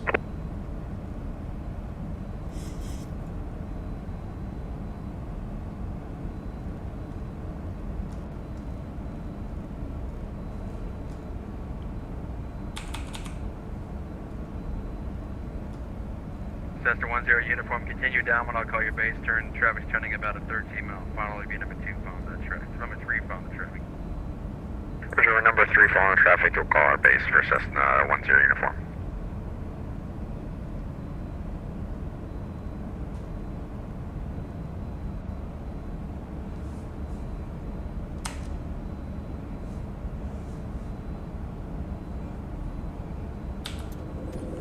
Let's help us slow down.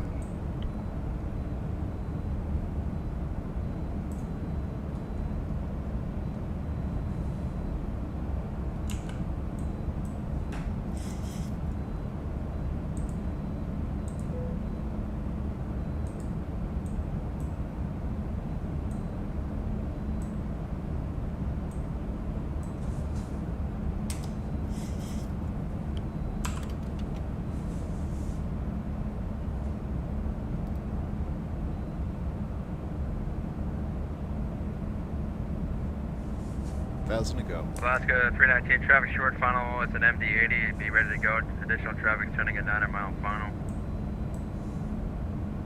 We'll be ready to go, Alaska 319. 2500. Alaska 617, traffic will hold in position and depart, runway 27 prior to arrival, wind 290 at 8, correction 280 at 9er, runway 27, clear to land. Runway 27, clear to land, Alaska 617. Alaska 319, runway 27, line up and wait. And for wait 7, Alaska 319. Cessna 7710, uniform caution, wake, everyone to be following a Boeing 737 on 145. Roger, caution, wake, turbulence, Cessna 7010 uniform.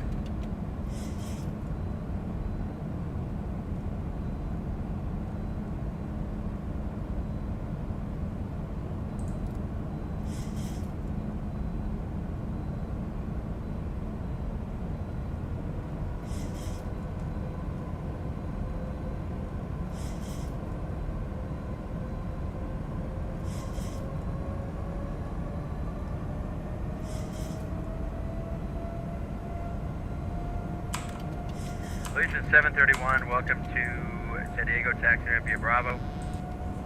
Taxi red via Bravo, Legion 731, thanks.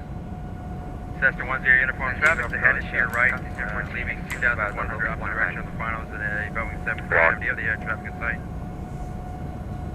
That was blocked. Cessna 10 uniform traffic, headed to your right to follow the Boeing 737 westbound 2000 on final. We got that traffic in sight for Cessna 10 uniform. Cessna 7710, uniform number 2, follow the Boeing 737, caution, wake turbulence, runway 27, clear for the option, wind 280 at 9er. Following the 737, clear for the option, Cessna 10 uniform. Alaska 319, wind 280 at 9er, runway 27, clear for takeoff. 27, clear for takeoff, Alaska 319. Approach, good evening, Suncoast 1014, descending by the Loki 1 arrival. Suncoast 1014, SoCal approach, descend by the Lucky 1 arrival at Lindy, cleared RNAV Zulu, runway 27 approach, San Diego, altimeter 29097. 29097, continue descending by the Lucky 1 arrival at Lindy, we are clear for the RNAV 27, Sudan, Suncoast 1014. Cessna 7 Sierra Papa, via for descent to 2,500 is approved.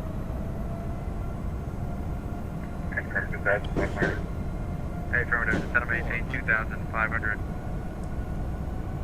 November 1702 Echo, ready for 27 departure. Okay, there were 2 aircraft calling you blocked each other. There were 587 Sierra Papa only, descend to maintain 2,500. Down 2,500, November 587 Sierra Papa. November 1702 Echo, ready for runway 27 departure. 10, correction 1702 Echo, hold short of my 27 landing traffic. Full short, runway 27, November 1702 Echo.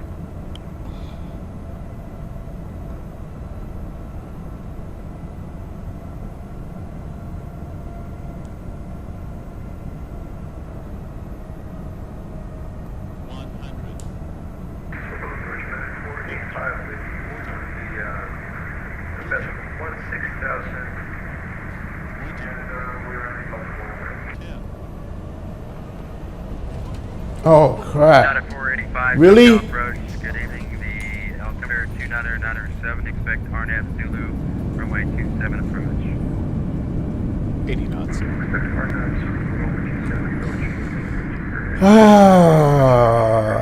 Wow. Alaska 319, SoCal departure at our contact, say altitude. Passing 3700, Alaska 319. Alaska 319, climb via Padres to departure. Padres to departure, Alaska 319. Alaska 617, welcome to San Diego, Bravo 7, Bravo to the ramp. Bravo 7, Bravo to ramp, Alaska 17, and thank you for ATC. Sun Country 1014, reduce speed to 170, traffic. The pressure, man. Good lord. Descent, go to 170 knots, and we'll be cautious for the system departing. It's Sun Country 1014. Alright, Friday view. Departure citation November 1952. Looking for clearance to LAX. November 1952, SoCal departure. Good evening. You on the ground at Montgomery? I am on the ground at Limber. Okay, right, stand by. Not the landing I was expecting, but hey, man, last time I landed this bird in here, man, I had a butter. What the hell happened? Now I know I'm not going to take this this one here because he's not working, so I'm going to go around.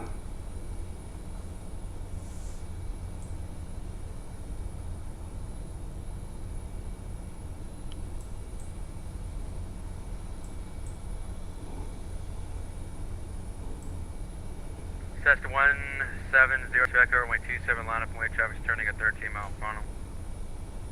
Line up and wait, runway 27, November 1702 Echo.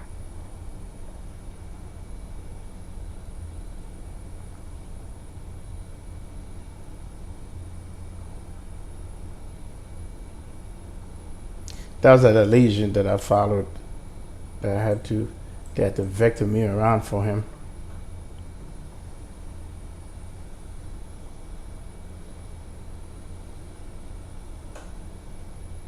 November 870, may we turn to the airport? 70 Papa, turn base for runway 27. Turning base on 827 and November 70 Papa.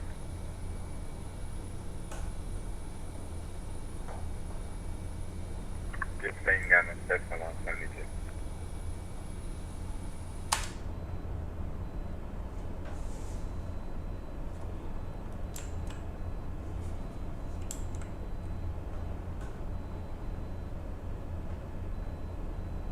Alaska 319, contact Los Angeles Center 135.55, good day.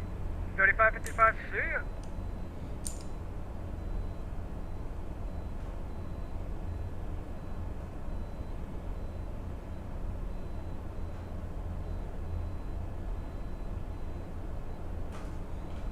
Okay. And 7710 uniform requesting departure then north up to Montgomery. Cessna 7710 uniform, northbound departure is approved. Maintain via portable at 2000 on course to Montgomery. Your radar contact. VFR at or below 2000 up to Montgomery for Cessna 10 uniform. Okay, yeah. Cessna departing on my 27 prior to your arrival, wind 280 at night over my 27 clear to land. Clear to land, we're on 27 for Sun Country 1014. I will be looking for the Cessna departing. Cessna 1702 Echo, fly heading 310, maintain Okay, 2000, runway 27 clear for takeoff, wind 280 900.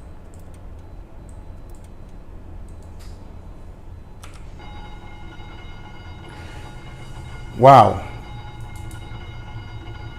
The pressure, man. Right. 70 Papa, turn right heading 250. Welcome to San Diego, FlightSimExpo 2021. Let me look at the skies, okay? Look at that. Can't beat it. That's why I wanted to come in at sunset. Station 152, squawk 46. All right, let's come and see what you guys had to say about this. Yeah. Didn't like that acceptable though. Captain Nancy, watch out. Oh, you talking about for those telegraph folk that shouldn't be there? Hey, Michael K. Oh man, you missed the giveaway, bro. We did that on cruise. And Cessna 7710 uniforms 3 to the southwest and bound for Tushko. Cessna 17710, uniform at left down on my 28 right. And left and wind at 28 right, Cessna 10 uniform. All right, so we are here, and let's see where's let me call 1702 Echo, verify you're taking officer, traffic short final. 1702 Echo, radio got messed up. Roger. Fighting 310, clear for takeoff. Takeoff from what? Runway 27 November 1702 Echo. I bet you they're not going to answer their phone. Yo. Oh man, did you see that? Did you see the way everybody watched the approach? No, I was busy. I had to take my master back to the hotel. She wanted to take a nap. Oh, okay. All right. Yeah, it was the pressure, man. Got unacceptable. Jeez. I usually buttered on this thing plane of coming over here.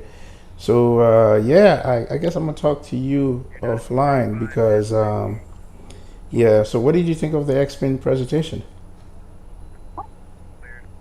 I didn't like it. It was very nice. Actually, it's not dead yet.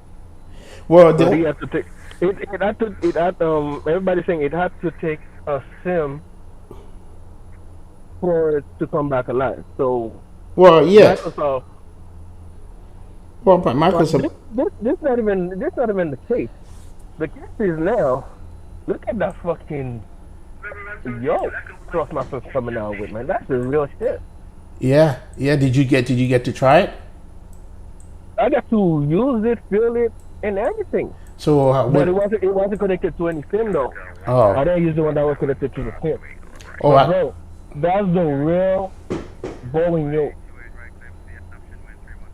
So you see how the honeycomb, you pulling it towards you and everything. You gotta find the sweet spot. Right. Not this one, man. This one is kind of like it's just like the Boeing yoke. Like that's like a real Boeing yoke. That's what it is. Wow. That's well, you know. Listen, you're on Discord, so everybody's listening to you. Greg Hill is there. Captain Nate, Juice Stone. They're in the chat. They're in the chat. Yeah. Nah, I mean this thing is still like it's the outside is plastic, but inside is 100% metal. Okay. All right. Yeah. And on top of that, I think it's coming out on the November 9th. So what you're telling me is with me picking this up instead of the honeycomb. Of the honeycomb. Even me, I'm sitting here right now thinking about selling my honeycomb. To be honest with you. Okay. All right. That sounds I think good. It's gonna come out. It's gonna come out as a combo, if I'm not mistaken. Yeah.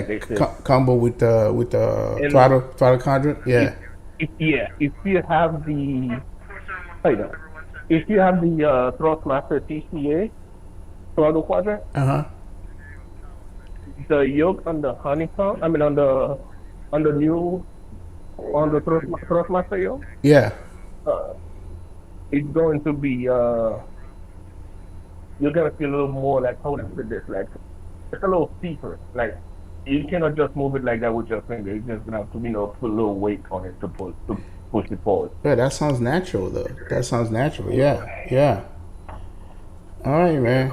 Listen, I'm not gonna keep you. Just wanted to touch base with you for a quick second here. We're gonna do the replay here, and then the only thing that I didn't see much. I wanted to see more of it. Is the autogen, but I didn't see anything like that. Wait, before I let you go, I got to call you out on this one. So now, did you watch the takeoff about the lighting? Oh, this is why I did this is why I'm doing I did a sunset approach because of what you did to show you that my stuff looks good too. So you can watch this, watch the replay, and then yes, it was nice. Okay, but I'm telling you, the way I have my setup, I ain't worried about that. I ain't worried about Microsoft, man. When the way I have this set up, yeah, take a look at the sunset and the clouds right now. When you have a chance, yeah, man, yeah, man. That's why I did a sunset approach. That's why I did a sunset approach, man. Captain Nate said, "I just got the honeycomb, but I can just make my setup." Captain Info, okay, yeah, man. But anyway, Sit. Hold on. All right, G, I'll call you in a little bit. No, we'll talk, man. All right, later, DJ. Cool. All right, bye. Ladies and gentlemen, that was Gio. As you guys all know him. Wow, look at this. Look at these planes coming in. Look at this.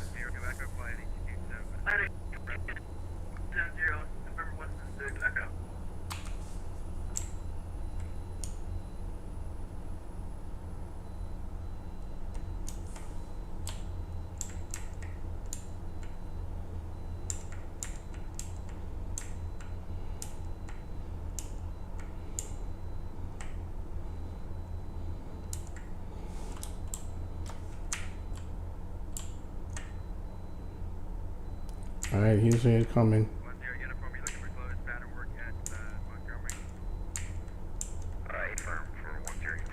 So we're going to spot for a minute here.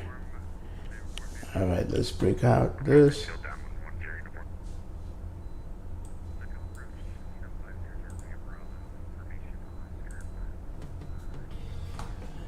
Yeah, bring it in, bring it in, bring it in. Yeah, Geo reporting live, man.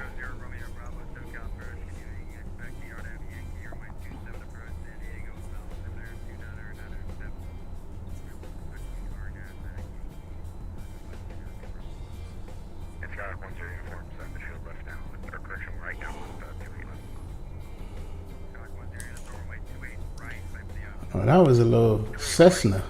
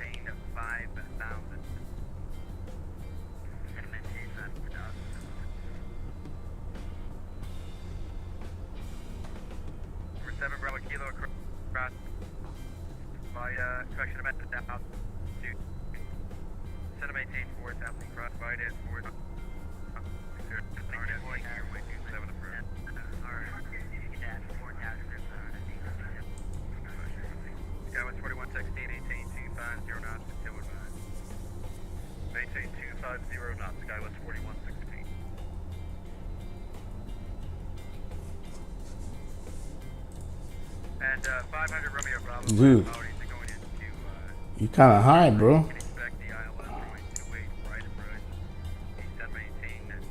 Oh no, he's not.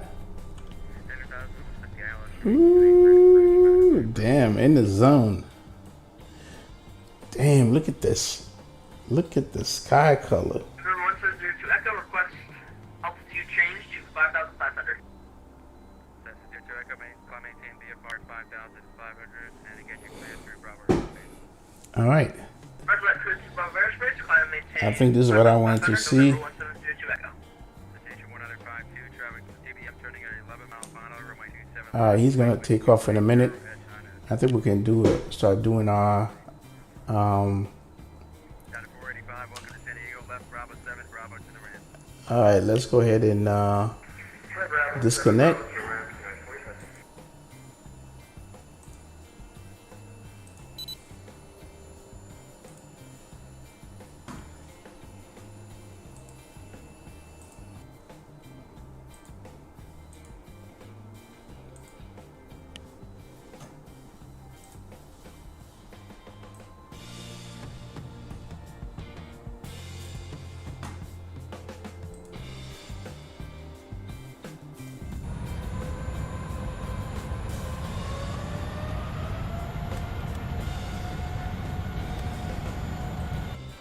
Tell me I did take this off.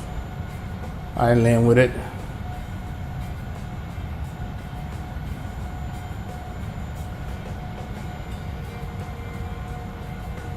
Please tell me that I took them off.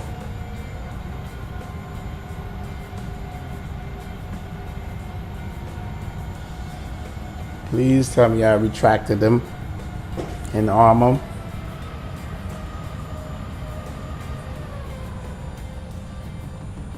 Oh, this is freeware by Mr. X. Call mistake. I don't think I took an armament. Wow. No wonder this thing was acceptable. Wow.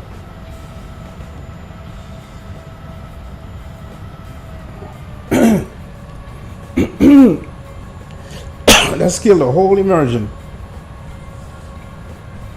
That's messed it up.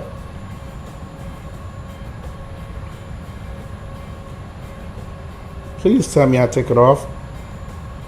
I don't think I did. Oh my God.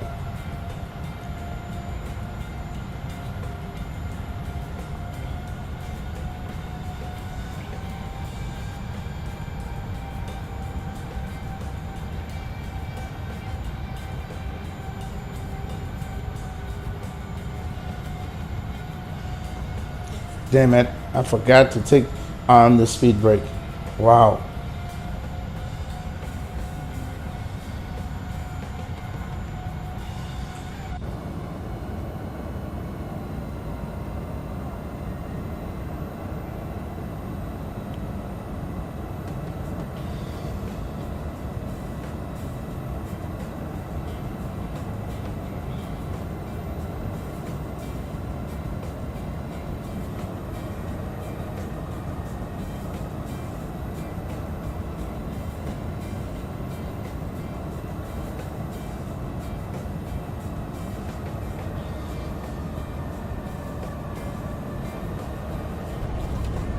Yeah, in the zone, but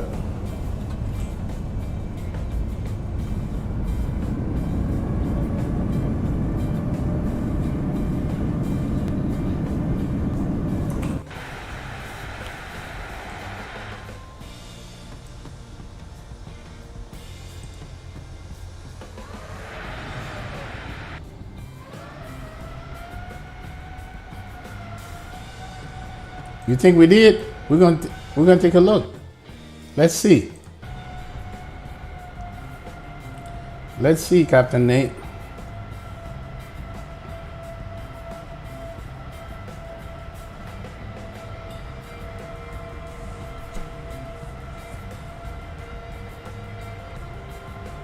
Nope, did not.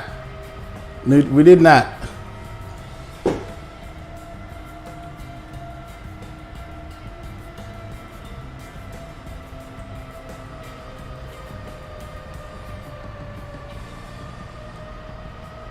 Well, at least I center it.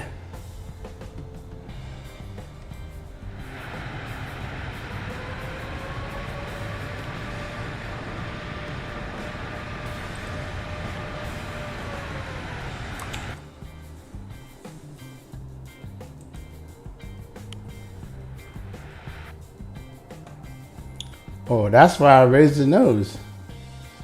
Yeah, it was there. I saw that.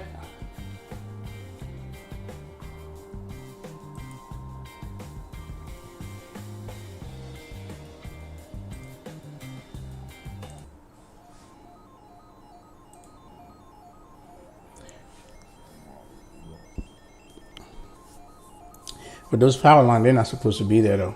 They're not supposed to be there.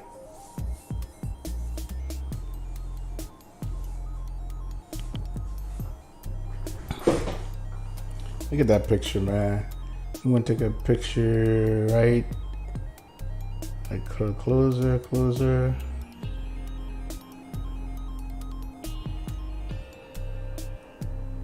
Right there.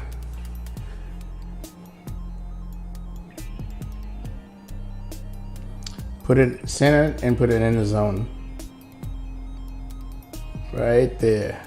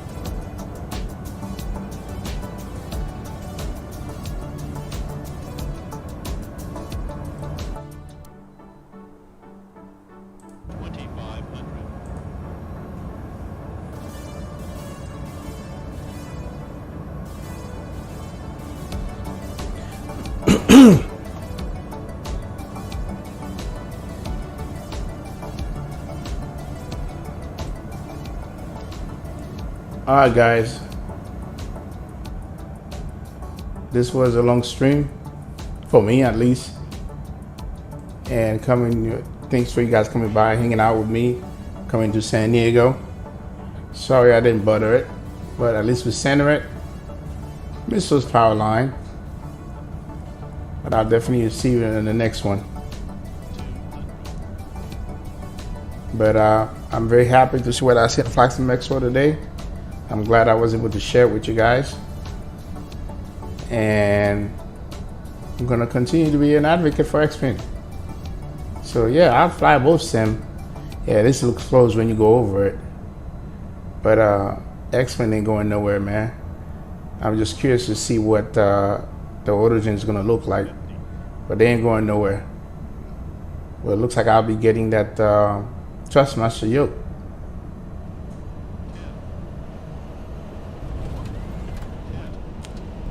Yeah, don't remember that, man. It's like, wow.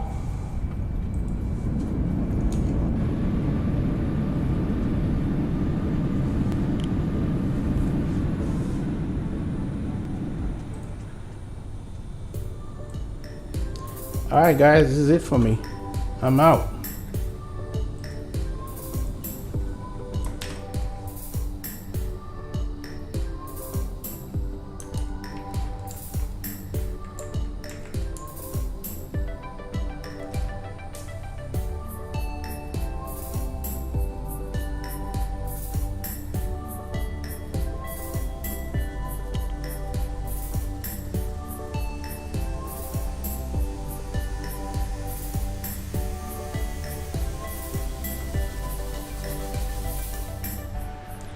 Anytime, Charlie.